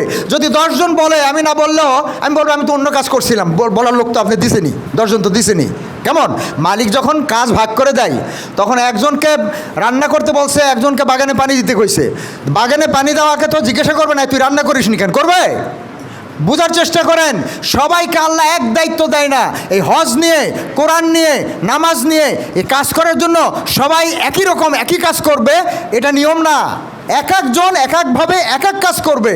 এখন আপনারা যদি কেউই কিছু না করেন তো সবগুলো তো আমাকেই করা লাগবে। আর যখন আমি সবগুলো করতে যাব তখন উল্টাপাল্টা হবে, এটা পারবো তো ওটা পারবো না, ওটা হবে তো ওটা বুঝবো না, হবে কি না বলেন? সেজন্য আপনাদের কাছে অনুরোধ, স্বনির্বন্ধ আবেদন, আপনারা সবাই প্রত্যেকেই কিছু না কিছু করতে পারবেন। যদি মনে করেন আমি পারবো না, এখানে আমরা ম্যাটেরিয়াল দেই, আপনাকে একটু ট্রেনিং দেই, 2-4 দিন একটু অভ্যাস করাই, তারপরে আপনি বলেন। সবাইকে জানায় রাখবো উনি নতুন, ওনার বলার মধ্যে ভুল হলেও ধরবেন না, মারহাবা করবেন। আর আপনি প্রথম দিন ভালো হলো না, দ্বিতীয় দিন একটু ভালো হলো, তৃতীয় দিন আরেকটু ভালো হলো, চতুর্থ পঞ্চম দিনে গিয়ে আপনি আমার চাইতেও ভালো করতে পারেন। কেন বিশ্বাস করতেছেন না? আমাকেই খালি হজ করাইছে, আপনাদেরকে হজ করায়নি? আমাকে কি খালি কাবা দেখাইছে? আপনি কাবা দেখেননি? আপনি কাবা দেখে আসার পরে কথা বলতে পারেন না কেন? কেন কাবা দেখে এসে কথা বলতে পারেন না? এখন আমি আপনাকে বলতেছি, আরে আমি যদি পারি তো আপনি পারবেন না কেন? আসেন দুজন মিলে করি, আমি যেটা পারি সেটা আপনি শোনেন, এরপরে আপনি যেটা বলবেন সেটা আবার আমি বলা শুরু করব। কারো এরকম হবে না যে বলতে পারবে না। যদি অভ্যাস না থাকে, অভ্যাসটা করার জন্য আমরা এই ব্যবস্থা করছি ইনশাআল্লাহ। এখন আসেন, এর আগে যেগুলো বললাম পরিচয় দিলাম, আর কারি সাহেব এগুলা করতে পারেনি, মানে তাকে আমি এটা দিতে পারিনি, সময় হয়নি। সেজন্য কারি সাহেব কিন্তু আবার একটু মালা টালা পরাই, সাজগোজ করাই, হ্যাঁ, শ্যাম্পু ট্যাম্পু লাগাই, আমি আবার লাগাতে পারি না। তো সেজন্য এটা সাধারণ স্লাইড। যেগুলা কথা বললাম 10টা পরিচয়, দায়িত্ব কয়টা? পরিচয়? কয়টা পরিচয়? দায়িত্ব কয়টা? 10টা। এই 10টা মনে রাখবেন। এক মাসে এই 10টা মনে রাখা কি কঠিন? এই 10টা মনে রাখবেন, পরিচয় এবং দায়িত্ব, এই 10টা মনে রাখবেন। যদি বেশি মনে করেন বয়স্ক লোকরা, তাহলে 5টা করেন, কিন্তু কেউ একটাও পারেন না এরকম যেন না হয়। তাহলে আপনার খাতায় শূন্য পড়ে যাচ্ছে বারবার, বেশি শূন্য পড়লে সমস্যা। 10টাই বলবেন, নাহলে অন্তত 5টা বলবেন, অন্তত 2টা বলবেন। এই যে পরিচয় দেওয়া হলো, এটার বাস্তবতা কি? অবিশ্বাস্য কঠিন বাস্তবতা।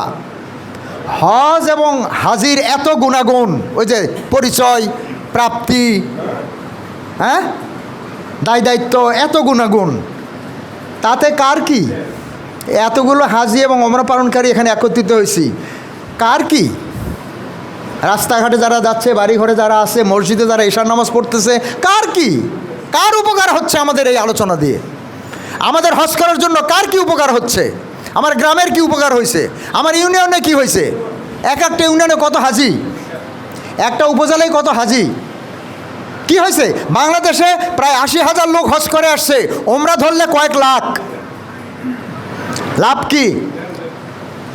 হাজি নিজের, হাজির পরিবার, আত্মীয় স্বজন, প্রতিবেশী, বন্ধুবান্ধব, সহকর্মী, সহপাঠী, গ্রাম, ইউনিয়ন, উপজেলা, জেলা, বিভাগ, দেশ, রাষ্ট্র, সরকার, কার কি লাভ? সরকারে যারা আছে মন্ত্রীদের মধ্যে হজ করছে না করেনি? ধর্মমন্ত্রী তো প্রায় 2 মাস ছিলেন। কি হয়েছে? বাংলাদেশে ধর্ম মন্ত্রণালয় কীরকম পরিবর্তন আমি দেখিনি এখন পর্যন্ত, কোনো পরিবর্তন। ধর্ম মন্ত্রণালয় যদি ঠিক হতে পারে, বাকি আস্তে আস্তে সব ঠিক হবে। খেলার মন্ত্রী খেলার কাম শুরু করে দিছে, সংস্কৃতির মন্ত্রী গান বাজনা ঘরে ঘরে দিয়ে দিচ্ছে, ধর্মমন্ত্রী হজে গিয়ে বসে আছে আল্লাহর দিদারে, ধর্মমন্ত্রী ওখানে, আর এখানে ক্রীড়ামন্ত্রী, সংস্কৃতি মন্ত্রী ঘরে ঘরে খেলাধুলা আর নাচ গান দিয়ে দিচ্ছে। ধর্মমন্ত্রী কবে হুঁশ হবে? না, উনি তো আল্লাহ বিল্লাহ করতেছে, উনি হজ প্যাকেজ ঘোষণা করছে। এটার উপরে একটা বিশ্লেষণ ইনশাআল্লাহ আগামী মাসে আপনাদেরকে দিব। এর আগেই দিব, আমরা অনলাইনে দিব, যারা অনলাইনে পারবেন না আপনাদেরকে দিব।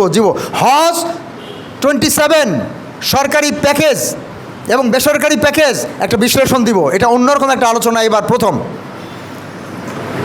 বিশ্বকাপ ফুটবলে অংশগ্রহণকারী খেলোয়াড়ের পরিবারের সাথে একজন হাজির পরিবারের অবস্থা একটু তুলনা করবেন না? যারা বিশ্বকাপ খেলতে গেছে, আমাদের দেশ থেকে তো কেউ যায়নি, তাই না? যাদের পরিবার থেকে খেলতে গেছে তাদের পরিবারে কীরকম আমেজ? হাজিও গেছিল। আচ্ছা, বিশ্বকাপ ফুটবলে যারা খেলাধুলা করছে, হাজিরাও তো প্রায় 20 লাখ 18 লাখ হাজি এবার হজ করছে। এক জায়গায় হয়েছিল। খেলোয়াড়রা কতজন, কত লাখ? হজের খেলোয়াড়ের সংখ্যা বেশি না বিশ্বকাপের খেলোয়াড়ের সংখ্যা বেশি? তাহলে বিশ্বকাপের এই কয়টা খেলোয়াড় যদি দুনিয়া মাতাইতে পারে, তাহলে 18 লাখ হাজি কিছুই করতে পারে না কেন? অবিশ্বাস্য কঠিন বাস্তবতা। একইভাবে বিশ্বকাপ ফুটবলে অংশ নেওয়া দেশের সাথে হজে অংশ নেওয়া হাজির দেশের অবস্থার মধ্যে কি কোনো পার্থক্য দেখা যায়?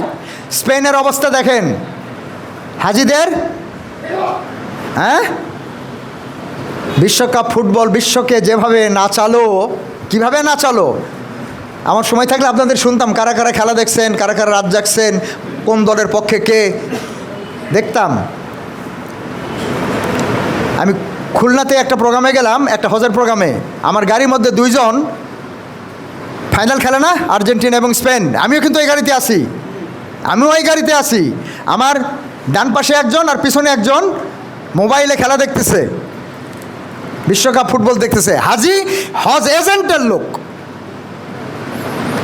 কি প্রোগ্রাম করলাম, কি প্রোগ্রাম করব, এগুলো নিয়ে আলাপ নাই। বিশ্বকাপ খেলা দেখতেছে এবং মাঝে মধ্যে ওই আমি থাকার কারণে একটু মানে ফিসফাস কম করতেছে আর কি।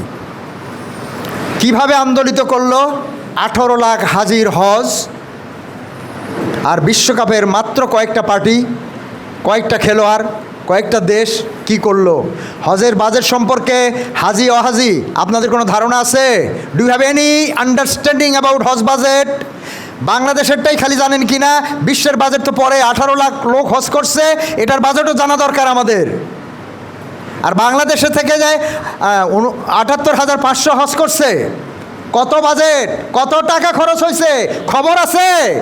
আপনারটার খালি খবর আছে, বেশি না কম এইটা খালি মনে করছেন, আর কোনো খবর নাই। আমার কাছে সব খবর আছে। হজ উমরার এত বড় বাজেটে যদি কোনো প্রাপ্তি না বলতে পারেন যে এত টাকা খরচ করে যে হজ করলেন, এত টাকা খরচ করে যে দেশে থেকে এতগুলো হাজি গেল, কি পাইলেন যদি বলতে না পারেন, কেউই কিছু না পেয়ে খুশি থাকতে পারেন। খুশি তো সবাই, হজ করে আসছেন, খুশি না? মহা খুশি। তাহলে ভালো করে শোনেন, দেশের বাজেট কত? 9 লক্ষ কোটি। তা থেকেও পাবেন শুভঙ্করের ফাঁকি। হজের টাকা যদি খরচ করে কোনো লাভ না হয়, তো এই 9 লক্ষ কোটি টাকা খরচ করে কী লাভ হবে? যেখানে ছিলেন সেখানেই থাকবেন, কারণ আপনি হজ করেও যেখানে ছিলেন সেখানেই আছেন। হজের চাইতে আর কোনো বড় ব্যবস্থাপনা নাই আপনাকে সুখী করার, হ্যাপি করার। সেটা করেও যখন আপনি সুখী হননি, তো দেশের কার বাজেট কে করে, কে কোথায় খরচ করে? হ্যাঁ, কালকেই তো শুনলাম যে এই খালি আশুলিয়ার উড়াল সেতু করতে 18,000 কোটি টাকা বেশি লাগবে এবার।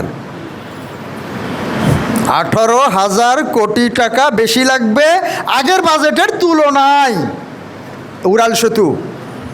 খবর রাখেন হাজি সাহেব, এগুলা খবর রাখলে বোধহয় গুনাহ হবে। যদি আপনি এগুলো খবর না রাখেন তাহলে এগুলা দিবেন কেমন করে? এবার একটু পরে যাই, এটা কাউকে দিতে চাইছিলাম কিন্তু আমরা ওই সিলেকশন করতে না পারার কারণে দিইনি, জাস্ট রিড আউট করবো সংক্ষেপে। হাজির বলে আমি হাজি, হাজি বলে আমি হাজির, আমি হাজির বলে ছুটে আসে, অথচ মালিককে হাজির পায় না। যার কাছে যাচ্ছে তারে পায় কি পায় না খবর নাই। কেন এসেছে এখানে? মালিক জিজ্ঞাসা করলো। মালিকের প্রশ্নের জবাব দিতে পারে না। মালিক বলেন, তোমাকে তো আমার প্রশংসা করার জন্য ডেকেছি, তুমি বলছো ইন্নাল হামদা ওয়ান নি'মাতা লাকা ওয়াল মুলক লা শারীকা লাক, বলেছো না? বলেছো, আচ্ছা আসো প্রশংসা করো। হাজি তখন মুআল্লিম খোঁজে, গাইড খোঁজে, বাকি স্যারকে খোঁজে, হুজুরকে খোঁজে। নিজে প্রশংসা করতে পারে না, কারণ ট্রেনিং দেয়নি। আল্লাহর নামটাও মুখস্থ নাই, সুবহানাল্লাহ ঠিকমতো কইতে পারে না, আলহামদুলিল্লাহ উচ্চারণ হয় না, আল্লাহু আকবারও ঠিকমতো বোঝে না। এই নিয়ে গেছে হজ করতে। মালিক বলেন, তোমাকে আমার নিয়ামতের শুকরিয়াদের জন্য আসতে বলেছি, আমার শুকরিয়া জানাও। হাজি তখন নির্বুদের মতো, ভেড়ার মতো হা করে চেয়ে থাকে, কিছুই বলতে পারে না। মালিক বলেন, তোমার সব শক্তি, ক্ষমতা, রাজত্ব, দলবাজি সব কিছু ফেরত দেওয়ার জন্য আমার কাছে ডাকছি, দাও। কোনটা কোনটা ফেরত দিব, দাও। কি কি নিয়ে আসছো? হাজি তখন হতভম্ব হয়ে শূন্য হাতে দাঁড়িয়ে থাকে। হজ থেকে ফিরে আসার পর কেউ হাজিদের সাথে দেখা করে না। কেউ হাজিদের কথা শুনতে চায় না। হাজিদের ভালো মন্দ নিয়ে এজেন্টদের তখন আর কোনো মাথা ব্যথা থাকে না। এজেন্টরা তখন সামনের বছর করা হজে যাবে, তাদের ধরার ধান্দাই থাকে। পরে যারা আগে যারা করছে তারা এখন শেষ, ওদেরকে ধরে তো লাভ নাই। কেউ খবর রাখে না, অসুস্থ না সুস্থ, নামাজ পড়ে না, খাইলো না, গেল না, কারো কোনো খবর নাই। হাজির খেজুর খুরমা জমজমের পানি পেয়ে অনেকে খুশি হয়। জায়নামাজ, আতর, টুপি, তসবি সহ আরও যে যা পেয়েছে সবাই হাজিকে ধন্যবাদ দেয়। থ্যাংক ইউ মনে রাখছেন, ভালোই হয়েছে, এটা কত দাম, অমুক, মনে রাখার জন্য কৃতজ্ঞতা জানাই। এদের মধ্যে কেউ স্বেচ্ছায়, বেশিরভাগ নিজের থেকে আসে, হাজির কাছ থেকে এগুলো নেয় না।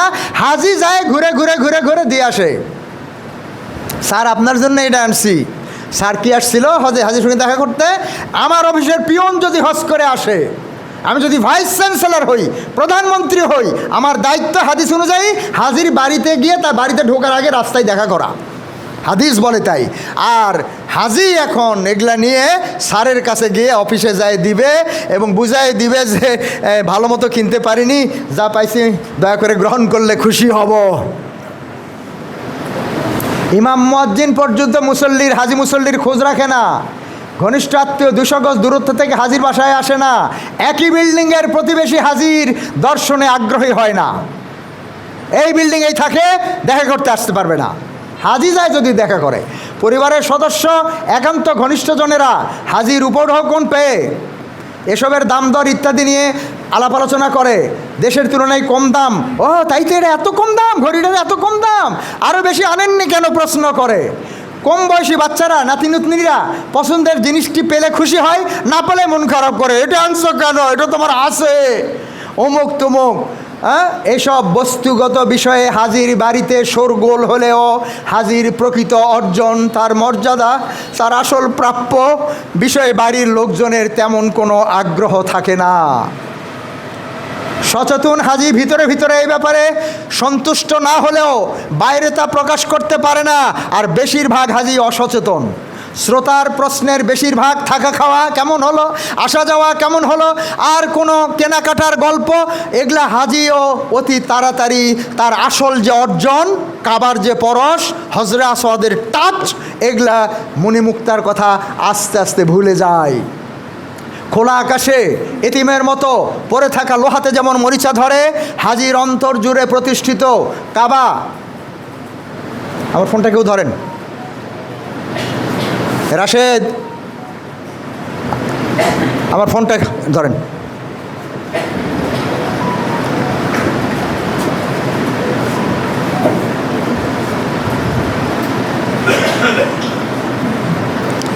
কাটো দেখি, এটা গেল না, কি হলো, ধরলেন না?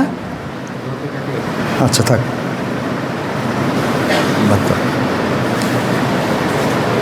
মরিচা ধরা লোহার মতো সাফা মারওয়া, মিনা আরাফা, মুজদালিফা, এমনকি মসজিদে নববীর সুঘ্রাণও ধীরে ধীরে শেষ হয়ে যায়, বাতাসে উড়ে যায়। এটা এরকম হচ্ছে, এখানে দেখো তো উপরে চলে গেছে।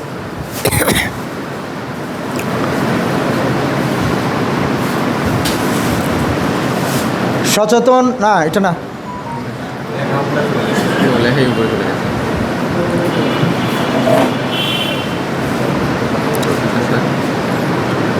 থাক থাক থাক থাক। অল্প সময়ের মধ্যেই হাজি হারিয়ে ফেলে অতি কষ্টে যে হীরা জহরত হজ উপলক্ষে আহরণ করছিল, সেটা শূন্য হয়ে যায় তার অন্তর, মন খালি হয়ে যায়, সুটকেস খালি হয়ে যায়। সওয়াবের সুটকেস চুপসে যাওয়া অকর্মণ্য অপদার্থ হয়ে পড়ে আল্লাহর সম্মানিত মেহমান। দেখেন এখন আমরা যারা হজ উমরা করে আসছি, আমাদের মূল্যায়ন করেন, পরিচয়টা দেখেন কীরকম, কি করলেন। এখন আসেন সতর্কবাণী কয়েকটা আমার জন্য সবার আগে, কারণ কথা বেশি বলি, দায়িত্ব বেশি, সব কাজ একাই করতে হয়, ফলে ভুল অবশ্যই হয়। আপনারা কাজ করেন না, ভুলও হয় না, মাশাআল্লাহ, আমার আগে বেহেশতে চলে যাবেন। হিসাবটা পাল্টাই ফেলেন। আমার ভুল আল্লাহ ক্ষমা করবে এবং আমার দোষ ত্রুটি ক্ষমা করবে, আর আপনাদের কামই নাই, ক্ষমাই বা করবে কি আর দিবেই বা কি। এক নাম্বার, দেউলিয়া হতে পারেন। হাজি হওয়া সত্ত্বেও, লক্ষ কোটি টাকার মালিক হওয়া সত্ত্বেও ব্যাংকের কারণে বা অন্য কোনো কারণে আপনি হাত শূন্য হতে পারেন, পথের ফকির হতে পারেন না। হাজি হয়েও দেউলিয়া হতে পারেন। এগুলো বেশি লম্বা করব না, হাদিস আছে দেখবেন, এই যে দেখেন, এগুলা হাদিস থেকে বলতেছি আমি, কিন্তু সংক্ষেপ করার জন্য বললাম। সতর্ক থাকার ব্যাপারে এক নাম্বার, দেউলিয়া হয়ে যাচ্ছে হাজিরা। এই অনুষ্ঠান যদি না থাকতো আজকে এই সময় আপনারা কি শুনতেন, কোথায় শুনতেন? দেউলিয়া হয়ে যাচ্ছে হাজিরা। লক্ষ কোটি টাকার মালিক হওয়া সত্ত্বেও একটু ভুলের কারণে সব হারাই ফেলতেছে। 2 নম্বরের হাদিসে দেখেন, সব দেউলিয়া নিয়ে কিন্তু হাদিস। পাকানো সুতা কিন্তু খুলে যাচ্ছে। পাকানো সুতা সকাল থেকে সোয়েটার বানানোর জন্য গোছাইছেন, হঠাৎ করে বাচ্চা একটা টান দিছে, সব খুলে গেছে গা, পরে আছে এখন সোয়েটারের সুতা। পাকানো সুতা, যে সুতা পাকাইছিলেন মক্কা মদিনায়, সেই সুতা এখন খুলে যাচ্ছে, এখন লাটাই সুতা নাই। ধন সম্পদের প্রবল টানে আক্রান্ত হতে পারেন না, হয়েছি। ধন সম্পদ, দেখেন কোরআনের আয়াত, এগুলো হাদিসও না কিন্তু, প্রত্যেকটা কোরআনের আয়াত এবং হাদিস। দেখেন, ধন সম্পদ আপনি সময় দিতে পারেন না কেন কোরআন পড়তে পারেন না? কেন হাজি কাকে বলে মনে রাখতে পারেন না? কেন আগামী সপ্তাহে একটা প্রোগ্রাম হবে বক্তৃতা দিতে পারেন না? কেন হাজিদের তালিকা করতে পারেন না? কেন হাজিদের খোঁজখবর নিতে পারেন না? একটাই কাম, আমার যা আয় তাতে পোষায় না, বহুত কাম করতে হয়, 2-3টা চাকরি করি, 4-5টা জায়গায় ধান্দা করি, সময় পাই না। হজ করে সময় পাওয়ার ব্যবস্থা করে আসতে পারেননি, এটাই তো আগে নেওয়া দরকার ছিল, যে আমার সময়ে বরকত দিয়েন। হজ করা যদি সময়ে বরকত না পান, তাহলে যারা হজ করেনি, ওমরা করেনি, তাদের সময় কেমন বরকত থাকবে? প্রাইম মিনিস্টারের সময়ে বরকত কোথায়?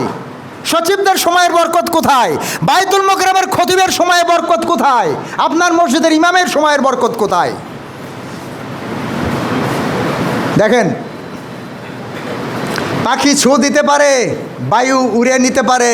আপনি যাইতেছেন এক জায়গায়, যাইতেছেন তো পাখি ছোঁ মারে, আপনারা নিয়ে আরো জায়গায় ফেলবে। কোরআনের আয়াত, এবং হাজিদের জন্য এটা পড়া হয়। এটা মক্কার ইমামরা এটা পড়ে, হাজিদেরকে শেষের দিকে এসে পড়ে, হাজি বাড়ি যাওয়ার আগে শোনো, তোমারে পাখি ছোঁ দিতে পারে, তুমি যেখানে যাইতেছো যেতে পারবে না, পাখি এসে ছোঁ মারে তোমার আর এক জায়গায় নিয়ে যাবে, তার জায়গায় নিয়ে যাবে। আবার বায়ু ঝড় ঝাপটা, আপনি যাইতেছেন একদিকে, ঝাপটা দিয়ে আপনারা নিয়ে পানির মধ্যে ডুবাই দিল। হাজি পাখির ছোর মধ্যে আছেন আর ঝড়ঝাপটার মধ্যে আছেন, চারিদিকে ঝড়ঝাপটা, সাবধান, শক্তিশালী না হলে পারবেন না।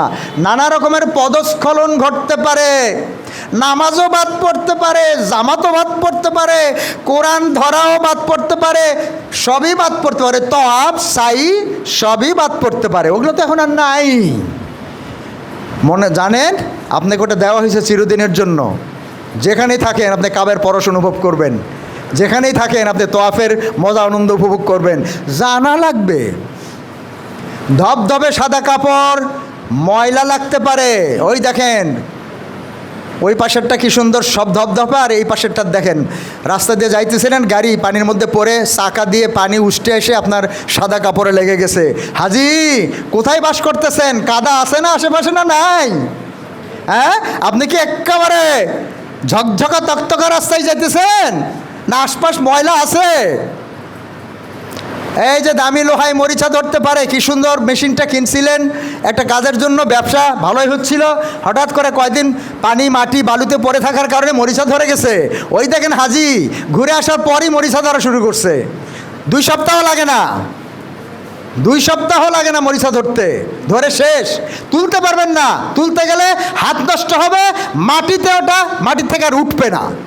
সুতরাং মাটির সঙ্গে মিশে যাওয়ার আগেই হাজিদেরকে তুলেন এবং ওই লোহার ওই আগুনের মধ্যে ঢুকাই দিয়ে পুড়ে তারা আবার নতুন করে একটা দা খুন্তি কুড়াল বানান।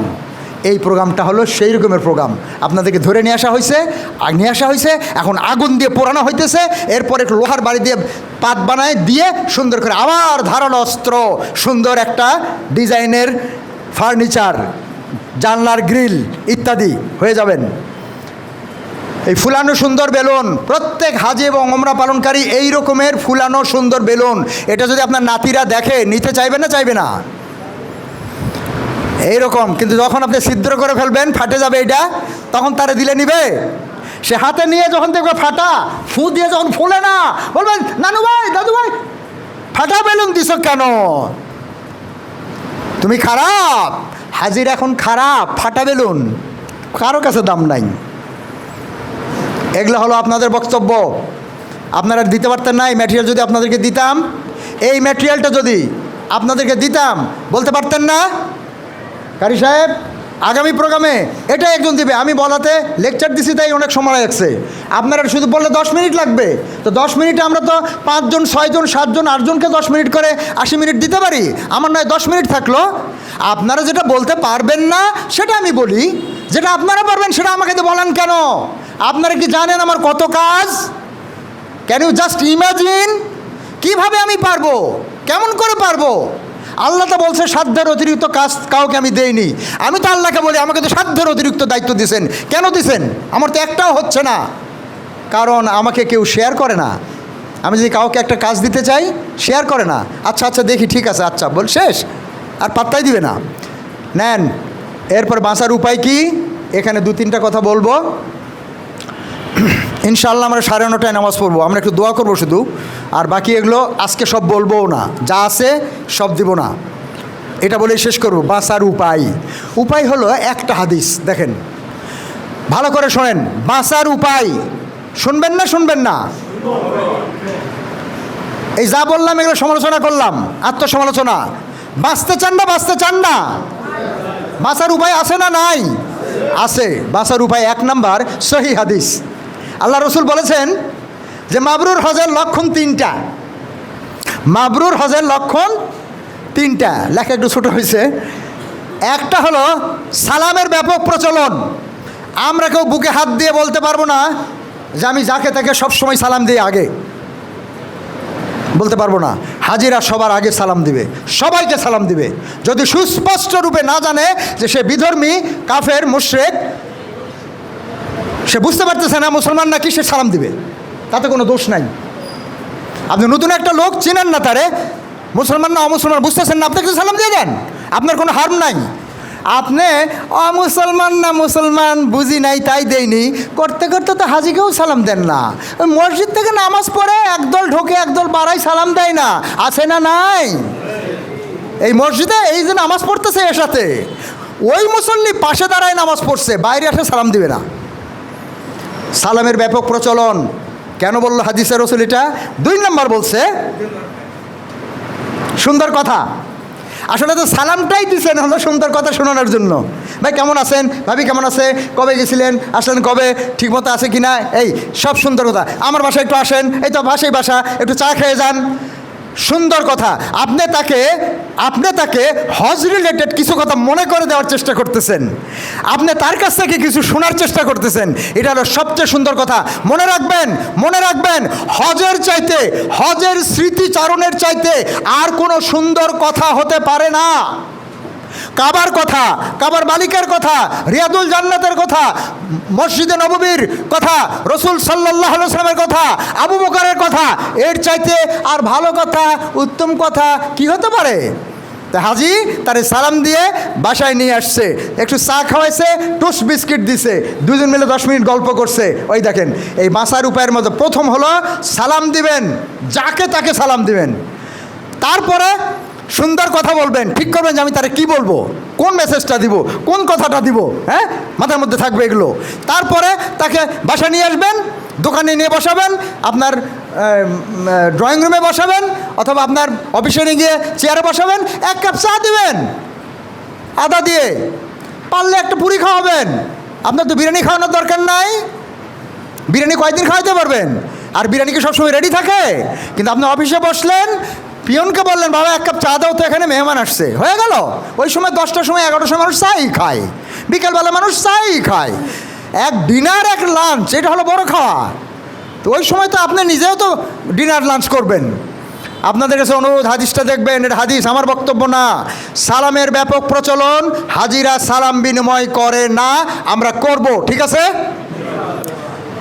2 নাম্বার, হাজিরা ভালো করে কথা বলে না, সুন্দর কথা বলে না, আসলে জানে না, মনে নাই, ভাবে না হজ এবং ওমরার কথাগুলো যে সুন্দর হতে পারে এটা হাজিকে ট্রেনিং দেয়নি, আমরা এই ট্রেনিং দিব। আপনারা আমার কাছ থেকে কতক্ষণ শুনতে চান? 365 দিন 12 ঘন্টা করে আপনারা সময় দিলেও আমার বলা শেষ হবে না।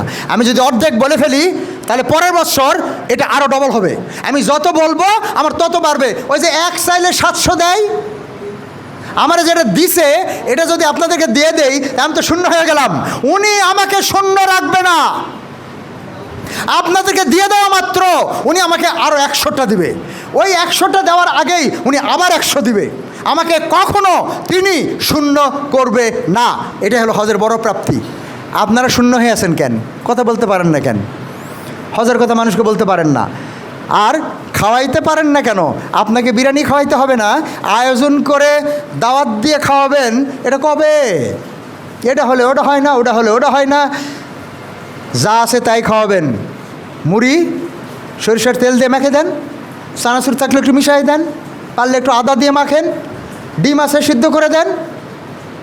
হ্যাঁ, দুপুরবেলায় হয়েছে ডাল ভাজি সবজি দিয়ে দেন। আপনার যা আছে তাই শেয়ার করবেন, এটাই হলো মেহমানদারি। আপনাকে আয়োজন করে বিশেষ করে সেটা বিশেষ মেহমানদারি। এটা হাদিস। মাবরুর হজ, আপনার ওমরা মাবরুর হোক, এটা কি চান? কে কে চান আপনার হজ মাবরুর, আপনার ওমরা মাবরুর হোক? এটা যদি চান এই 3টা কাম করেন। সালামের ব্যাপক প্রচলন করেন, ভালো ভালো সুন্দর সুন্দর কথা বলেন, আর ওই কথা শোনানোর জন্য একটু আপ্যায়ন করেন। তার সময়টা যে আপনি নিলেন তার একটু আপ্যায়ন করেন। নেন, হাজিরা কে কে আপ্যায়ন করে? কারে আপ্যায়ন করছে? 40 বছর আগে হজ করে আসছে, কারে আপ্যায়ন করছে কোনো দিন? না, প্রোগ্রাম লাগবে, অনুষ্ঠান লাগবে। আপনার বাসার মধ্যে বসেন না কেন? আপনি আল্লাহর মেহমান, আপনার বাসাটাকে আল্লাহর মেহমানদের জন্য ওপেন করে দেন। এটা আর বাড়ালাম না, বাকি রাখলাম। এটা কতদিন বলছি, দিলাম না। 3টা যোগ্যতা লাগবে, এটাই শেষ। 3টা যোগ্যতা। একটা হলো দোয়া, 2 নম্বর হলো নামাজ, 3 নম্বর হলো কোরআন। হাজির দোয়া ফাটাই ফেলবে বাতাস, হাজির নামাজ আকাশ আল্লাহর আরশকে কাঁপাবে, হাজির নামাজ আল্লাহর আরশকে কাঁপাবে, হাজির সেজদা আল্লাহর আরশ দুলবে। নেন, নামাজ তো সবাই পড়ি। আমি এত বড় কথা করতেছি, আমি বাদ না, আমি আপনাদের মধ্যেই। এরকম মনে করার কারণ নাই যে আমার সেজদাতে আল্লাহর আরশ দোলে। আমি চাই যে দুলুক, কিন্তু আমার যে দোলে এটা আমার মনে করার কোনো কারণ নাই। হাজির নামাজে আল্লাহর আরশ দুলবে, আনন্দে নাচবে। আর হাজির কোরআন বিশ্ব পরিবর্তন করবে। আপনি সাধারণ সাদামাটা কোরআন বুঝলে চলবে না। আপনি তো কোরআন নাজিলের জায়গা দেখে আসছেন। যেখানে যেখানে কোরআন নাজিল হয়েছে সেই জায়গায় হয়তো আপনি ঘুমাইছেন, হাঁটছেন, থাকছেন, শুইছেন। তাহলে আপনি কোরআন পারেন না কেন? আপনার কোরআনে লোকজন আশ্চর্য হয়ে শোনে না কেন? আমার এবারের হজের 26-এর হজের প্রথম ফজরের একটা বিশ্লেষণ দিছি, ইতিমধ্যে কয়েক জায়গায় দিয়ে দিছি। একটা বড় জায়গায় দিলাম, অনেক আলেম ওলামা ছিলেন। তারা আশ্চর্য হয়ে আমাকে জিজ্ঞাসা করলেন যে আপনার পক্ষে এটা কীভাবে বোঝা সম্ভব? আমি বলি, এটা আমার পক্ষে তো সম্ভব না, এটা ওনার পক্ষে সম্ভব। উনি আমার এটা দিছে, এটা আমি কি করবো এখন? আপনারা আমাকে জিজ্ঞাসা করেন কেন দিছে? আপনারে দেয়নি কেন? আপনি এত বড় আলেম, এত বড় আলেম, তার পায়ের ধুলার সমান আমি না, আপনি কেন এইটা পাননি? এইটা বোঝার চেষ্টা করেন। বলছি কিন্তু তাদেরকে, এবং আলহামদুলিল্লাহ তাদের সঙ্গে আমার নাম্বার নিয়ে এসে যোগাযোগ হচ্ছে ইত্যাদি। তো এটা বললাম, একটা হলো দোয়া। আপনাদের দোয়া দেখে মসজিদের ইমাম দোয়া শিখবে, যত বড় জাঁদরেল হোক না কেন। হাজির দোয়া দেখে মসজিদের যে ইমাম দোয়া হজ করতে পারেনি এখনো, ইভেন হজ করেও দেখছি আমি, আপনার কাছ থেকে দোয়া শিখবে। 2 নাম্বার, আপনার নামাজ দেখে ইমাম সাহেব নামাজ শিখবে। কারণ ইমাম সাহেব এখনও হজ করেনি, ইমাম সাহেব এখনও কাবাতে নামাজ পড়তে পারেনি। কয়জন ইমাম হজ করতে পারে, ওমরা করতে পারে? তাদের টাকা পয়সা কোথায়? আমাদের দেশে ইমামদেরকে তো আমরা নিচু করে রাখছি। উচিত ছিল ইমামরা হজ ওমরা আগে করুক, তারা এসে আমাদেরকে হজ ওমরা শিখাবে, তখন আমরা ঠিকমতো করতে পারবো। এখন ইমামই হজ ওমরা করেনি, মুসল্লি আর কী করবে? তাহলে কোরআন, যারা কোরআন পড়তে পারেন না পড়া শিখবেন, আমরা সাহায্য করব। পয়সা টয়সা চিন্তা করবেন না, জেদ করে ধরবেন, ছাড়বেন না। আমরা যদি পয়সা চাই বলবেন পয়সা পরে, আগে শিখান, বলে দিবেন। আর যেটা মুখস্থ আছে সেটার উচ্চারণ ঠিক করবেন, বিশুদ্ধ উচ্চারণ এবং অর্থ বুঝবেন। এই যে আজকে আমরা মাত্র কয়েকটা আয়াতুল কুরসি হুয়াল্লাহুল্লাজি, সকাল সন্ধ্যার দোয়া, রাদিতু বিল্লাহি রাব্বা, আর হলো সাইদুল ইস্তেগফার, এই কয়টা দিছি। এক মাসে এটা যদি না পারেন, এবং আমরা অর্থ দিইনি, সবগুলো মিলিয়ে একটা শিক্ষা দিছি, এটা যদি না পারেন এক মাসে, কেন পারবেন না আমাকে বুঝাইতে হবে। আপনাদেরকে যা দিছি, আগামী মাসে আপনাদের প্রোগ্রামের আগে আমি এটা ডবল করে ফেলবো ইনশাআল্লাহ আমার জন্য। না করলে আমি আপনাদেরকে নতুন দিব কেমন করে? আবার আমি যদি এটাতেই থাকি, এটাই আমার হয়নি, তাহলে আবার নতুন দিব কেমন করে? ইনশাআল্লাহ আপনি যদি ডেলি প্রোগ্রাম করেন, ডেলি এভরিডে 10 ঘন্টা 12 ঘন্টা প্রোগ্রাম করেন, ডেলি নতুন নতুন জিনিস দিতে পারবো। এই সোর্স আমার কাছে আছে, সেটা হলো কোরআন। আর কোনো বুজুর্গি নাই আমার, আর কোনো বুজুর্গি নাই, শুধু কোরআন একটু একটু বুঝি, একটু পড়তে পারি আর একটু বুঝি। আমি এখনই যদি ইন্না তয়না পড়ি, তাহলে আপনাদেরকে ইন্না তয়না থেকে নতুন তথ্য দিতে পারবো, একেবারে নতুন, জীবনেও শোনেননি। গেল।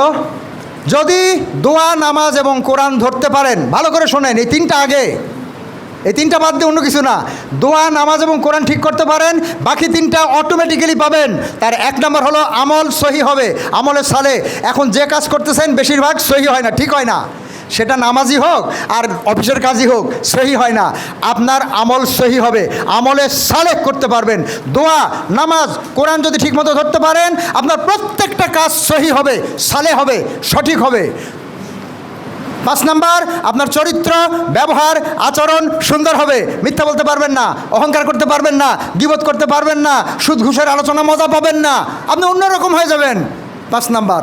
6 নাম্বার, যেটা আগেও বলেছি, আপনি এখন গ্রহিতা, চান মানুষের কাছে, এটা চান, ওটা চান, ওটা চান, ওটা চান, আপনি গ্রহিতা থাকবেন না, আপনি দাতাতে পরিণত হবেন। আপনি মানুষকে দিবেন, আপনি কোনো মানুষের কাছে চাইবেন না, আপনি খালি এক জায়গায় চাইবেন, এবং তিনি আপনাকে সহ আপনার চারপাশে যাকে যাকে দেওয়া দরকার তত পরিমাণ আপনাকে দিবে। ফলে আপনি দিতে থাকবেন, ফলে আপনি দাতা হয়ে যাবেন। আল্লাহ রাব্বুল আলামিন সেই জন্য হাজিকে মহসিন বলে, মানে হলো, এবং আল্লাহর প্রতিনিধি, দারিদ্রতা থেকে মুক্ত। এগুলা শুনছেন না ওখানে?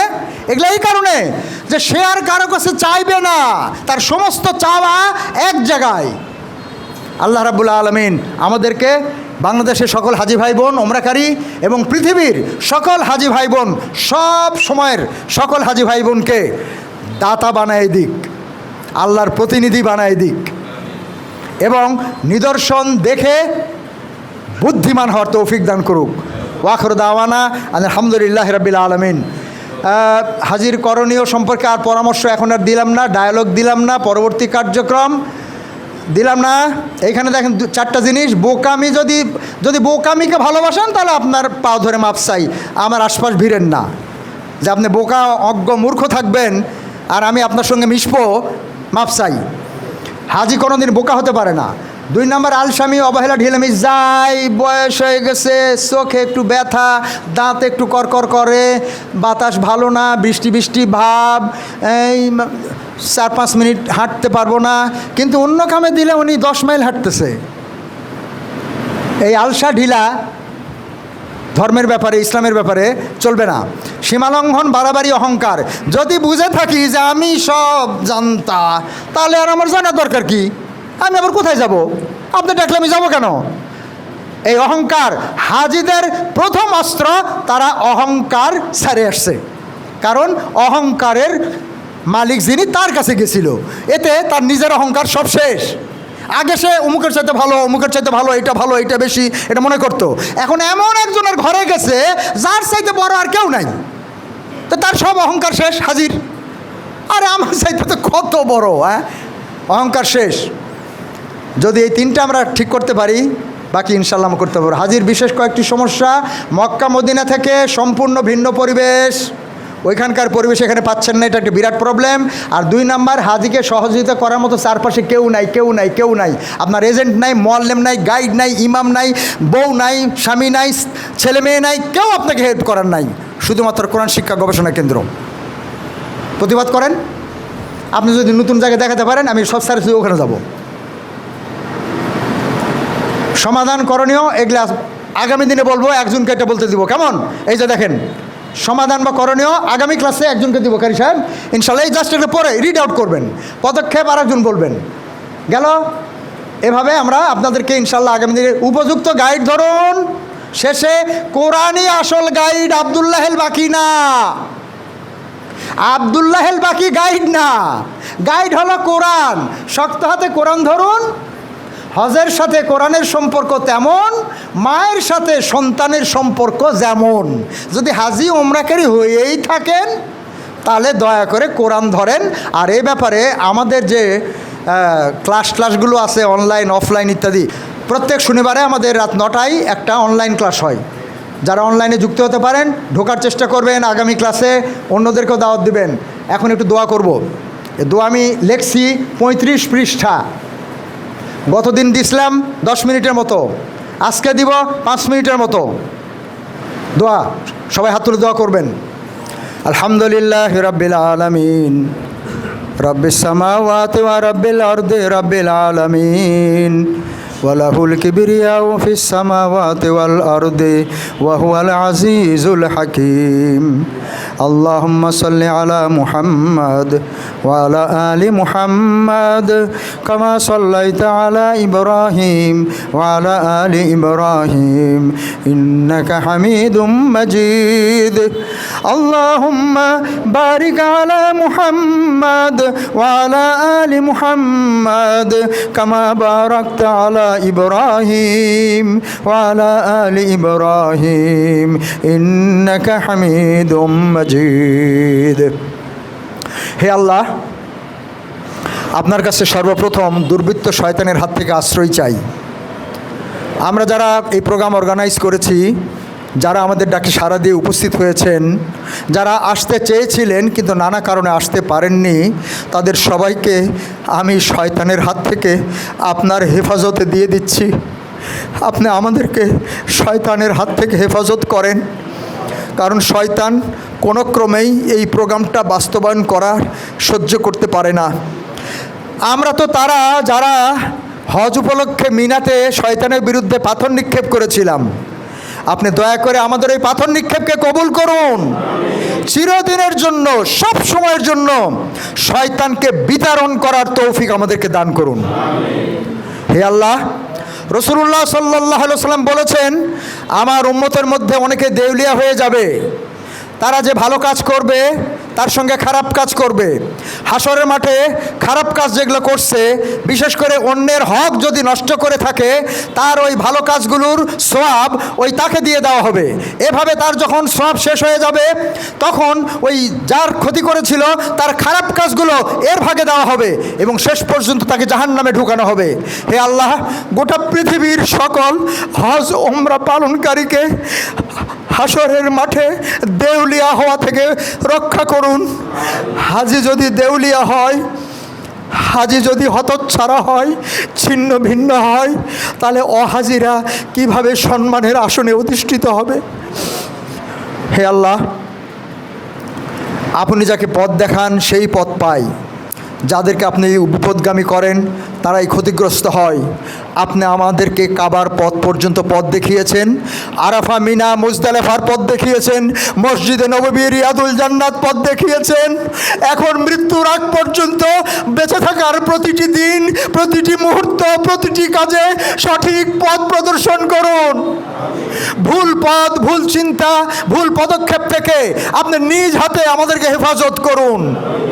আপনি প্রতিটি বিষয়ে আপনার সিদ্ধান্তের জন্য অপেক্ষা করা এবং আপনার সিদ্ধান্ত মতো কাজ করার জন্য আমাদেরকে কবুল করুন, যেন কোনো কাজে আমাদের ভুল না হয়। হে আল্লাহ, আমরা তো তারা যারা রুকনি ইয়ামানি থেকে হজরে আসওয়াদ পর্যন্ত প্রতি তওয়াফের প্রতি চক্করে আমরা রব্বানা আতিনা ফিদ দুনিয়া হাসানা ওয়া ফিল আখিরাতি হাসানা ওয়া কিনা আযাবান নার এই দোয়াটা পড়েছি। হে আল্লাহ, আপনি আমাদেরকে কখনো সেসব অবিশ্বাসী দুনিয়াদারদের মতো করবেন না, যারা মুখে দুনিয়া আখিরাতের কথা বলে কিন্তু আসলে ধান্দাবাজি শুধু দুনিয়ার জন্যই করে। ফলে তারা দুনিয়ার অংশ কিছুটা পেলেও পরকালে তারা সম্পূর্ণ নিষ্ফল হয়ে যায়। আপনি আমাদেরকে দুনিয়াতেও নিষ্ফল করেন না, পরকালে আমাদেরকে এতটুকু ক্ষতিগ্রস্ত করেন না। হে আল্লাহ, আপনার নিদর্শনাবলী দেখার তৌফিক আমাদেরকে দিয়েছেন। এই পৃথিবীর সবচেয়ে দামি নিদর্শনগুলো আমরা দেখেছি। হে আল্লাহ, আপনি বলেছেন যে আপনার নিদর্শন নিয়ে যারা টাল বাহানা করে তাদের পরিণতি ভয়ঙ্কর। আপনার কাছে আমি সহ আমার প্রিয় ভাই বোনেরা সবাইকে নিয়ে গোটা দুনিয়ার উম্মতে মুসলিমা, বিশেষ করে হাজি ভাই বোনদের জন্য আপনি যে নিদর্শনগুলো আমাদের চোখের সামনে দিয়েছেন, আমাদের বুদ্ধিতে ধরিয়েছেন, আমাদেরকে স্পর্শ করাইছেন, দেখাইছেন, সেই নিদর্শনগুলো সম্পর্কে যেন আমরা ভুলে না যাই, ভুল না করি, যেন মন ভোলা না হয়, সেই ব্যবস্থা আপনি করুন। আল্লাহ রাব্বুল আলামিন আমাদের এই আয়োজন আপনার দয়াতে শুরু করেছি গত মাসে, আর আপনার দয়াতেই আজকে দ্বিতীয় ক্লাস অনুষ্ঠিত হলো। আমাদের ভুলভ্রান্তি ক্ষমা করেন, আমাদের দোষ ত্রুটি মাফ করেন, আমাদের অযোগ্যতাকে আপনি সংশোধন করে দেন। হে আল্লাহ, যারা আসতে চেয়েছিল আসতে পারেনি আগামী ক্লাসে তাদেরকে আনার দায়িত্ব আপনি গ্রহণ করেন। যারা কষ্ট করে আজকে এসেছেন, এখন পর্যন্ত আমার মতো এক অপদার্থের কথা শুনেছেন, তাদেরকে আগামী ক্লাসে, পরবর্তী ক্লাসে, মৃত্যুর আগ পর্যন্ত সকল ক্লাসে সক্রিয়ভাবে অংশগ্রহণকারীদের মধ্যে অন্তর্ভুক্ত করেন। হে আল্লাহ, আমাদেরকে, আমাদের স্ত্রী স্বামীদেরকে, আমাদের বাবা মা ভাই বোন ছেলে মেয়ে দাদা দাদি নানা নানি শ্বশুর শাশুড়ি আত্মীয় স্বজন সহ যাদের জন্য ক্ষমা প্রার্থনা করি, যাদের জন্য কল্যাণ কামনা করি, নারী পুরুষ জীবিত অমৃত দূরের নিকটের ছোট বড় সবার জন্য আপনার রহমত, আপনার বরকত এবং আপনার মাগফিরাত কামনা করছি। দয়া করে কবুল করুন। হে আল্লাহ, যাদের জন্য অতীতে দোয়া করেছি কবুল করুন, যাদের জন্য ভবিষ্যতে দোয়া করব কবুল করুন, যাদের জন্য দোয়া তার দরকার ছিল কিন্তু বুঝতে পারিনি, চাইতে পারিনি, তাদের জন্য দোয়া করার তৌফিক দান করুন। আজকের এই প্রোগ্রামে, গত প্রোগ্রামে আপনি আমাকে দুঃসাহস দেখিয়েছিলেন। আমি শুধু একাই আপ্যায়নের ব্যবস্থা করেছিলাম, যদিও কয়েকজন ভাই বোন আমাকে পিড়াপিড়ি করেছিল। আপনি জানেন তারা কারা, যে আমরাও শরিক হই, কিন্তু ওই প্রোগ্রামটাতে আমি কাউকে শরিক হওয়াটা পছন্দ করিনি। আপনি দয়া করে আমার সেই উদ্যোগকে কবুল করুন। আজকের প্রোগ্রামে আমি কাউকে কিছু বলিনি, কিন্তু ইতিমধ্যে এক ভাই তার শ্বশুরের মাগফিরাত কামনা উপলক্ষে আজকের পরিপূর্ণ আপ্যায়নের ব্যবস্থা করেছেন। আমাদের আজাদ ভাই, আমাদের প্রিয় কোরআন ক্লাসের সাথী ভাই, আপনি তাকে, তার স্ত্রীকে, তার দুটো মেয়েকে সহ তাদের পরিবারের সবাইকে দয়া করে কবুল করুন। তার এই খরচকে আপনার পথে খরচ হিসেবে কবুল করুন। এর উত্তম যা খায়ের বরকত আপনি চোখের সামনে তাদেরকে দেখিয়ে দিন। এভাবে যারা এগিয়ে আসবে আপনি দয়া করে মেহেরবানি করে তাদেরকে সামর্থ্য দিন এবং তাদেরকে যোগ্যতা মানসিকতা দিন এবং আমাদেরকেও তাদের পাশে দাঁড়ানোর তৌফিক দান করুন। হে আল্লাহ, আমাদের সবাইকে আপনি আপ্যায়ন নিয়ে বাড়াবাড়ি করা থেকে হেফাজত করুন। আপনি যে আপ্যায়ন পছন্দ করেন, যেটা দিলে আমাদের উপকার হবে, স্বাস্থ্য ভালো থাকবে, মন মানসিকতা ভালো থাকবে এবং আপনিও খুশি, আপনার রসুলও সন্তুষ্ট, সেই রকমের পদ্ধতিতে, সেই রকমের টাকার উৎস দিয়ে সেই রকমের একটা সুন্দর আপ্যায়নের ব্যবস্থা করার তৌফিক দান করুন। আবু আজাদ ভাইয়ের মনের সকল সৎ মকসুদকে কবুল করুন এবং তারা যে উদ্দেশ্যে এই আপ্যায়নের ব্যবস্থা করেছেন দয়া করে সকল উদ্দেশ্য আপনি সফল করুন। আল্লাহ, আমাদের সবার মনের সকল সৎ মকসুদকে কবুল করুন। আমাদের আগামী মাসের প্রোগ্রাম পর্যন্ত আমাদের প্রতিদিনের সকল কাজকর্মের দায়িত্ব গ্রহণ করুন। আমাদেরকে সুস্থ রাখুন, নিরাপদে রাখুন, অভাব অনটন থেকে রক্ষা করুন, শত্রুতা, হিংসুকের হিংসা, দুশ্মনের দুশ্মনী, শয়তানের শয়তানি থেকে রক্ষা করুন। সব ধরনের সামাজিক, রাষ্ট্রীয়, রাজনৈতিক এবং যারা হিংসা করে, যারা বিদ্বেষ করে, যারা আমাদের মনে অসুয়াশা দেয়, তাদের সবার ক্ষতি থেকে আমাদের সবাইকে আশ্রয় দান করুন। আজকের এই ক্লাসকে আপনি কবুল করুন, ভুলভ্রান্তি ক্ষমা করুন, আপনি পছন্দ করুন। আমরা যা কিছু বলেছি দয়া করে এটাকে পছন্দ করুন, আর সবাই যেন পছন্দ করে সেই দায়িত্ব আপনি গ্রহণ করুন। যারা আমাকে সহযোগিতা করেছেন তাদের সবাইকে আপনিও সহযোগিতা করুন। আমাদের এই প্রোগ্রামের খবর, এর ভিডিও, এর পরিপূর্ণ চিত্র মদিনা মুনাওয়ারায় রাসূল সাল্লাল্লাহু আলাইহি সাল্লাম, আবু বকর, ওমর রাদিয়াল্লাহু, ওসমান রাদিয়াল্লাহু তাআলা আনহু, আলী রাদিয়াল্লাহু তাআলা সহ সকল সাহাবে কেরাম আজমাইন, রাসূল সাল্লাল্লাহু আলাইহি সাল্লামের স্ত্রীবর্গ, বিশেষত হযরত খাদিজা রাদিয়াল্লাহু তাআলা আনহা, হযরত আয়েশা সিদ্দিকা রাদিয়াল্লাহু তাআলা আনহা, হযরত ফাতেমা, হাসান হুসেন সহ তার পরিবারের সকল সদস্যদের প্রতি আমাদের সালাম, আমাদের দরুদ পাঠিয়ে দিন। আর এই অনুষ্ঠানটা যেন তাদের কাছে ভালো লাগে সেই ব্যবস্থাটা আপনি গ্রহণ করুন। আল্লাহুম্মা আলাইকা তাওয়াক্কালনা ওয়া ইলাইকা আনাবনা ওয়া ইলাইকাল মাসির ওয়া মান ইয়াতাওয়াক্কাল আলাল্লাহি ফাহুয়া হাসবুহু ওয়াল্লাহুল মুস্তাআনু আলা মা তাসিফুন। সুবহানা রাব্বিকা রাব্বিল ইজ্জাতি আম্মা ইয়াসিফুন ওয়া সালামুন আলাল মুরসালিন ওয়ালহামদুলিল্লাহি রাব্বিল আলামিন। আসসালামু আলাইকুম ওয়া রাহমাতুল্লাহি ওয়া বারাকাতুহু।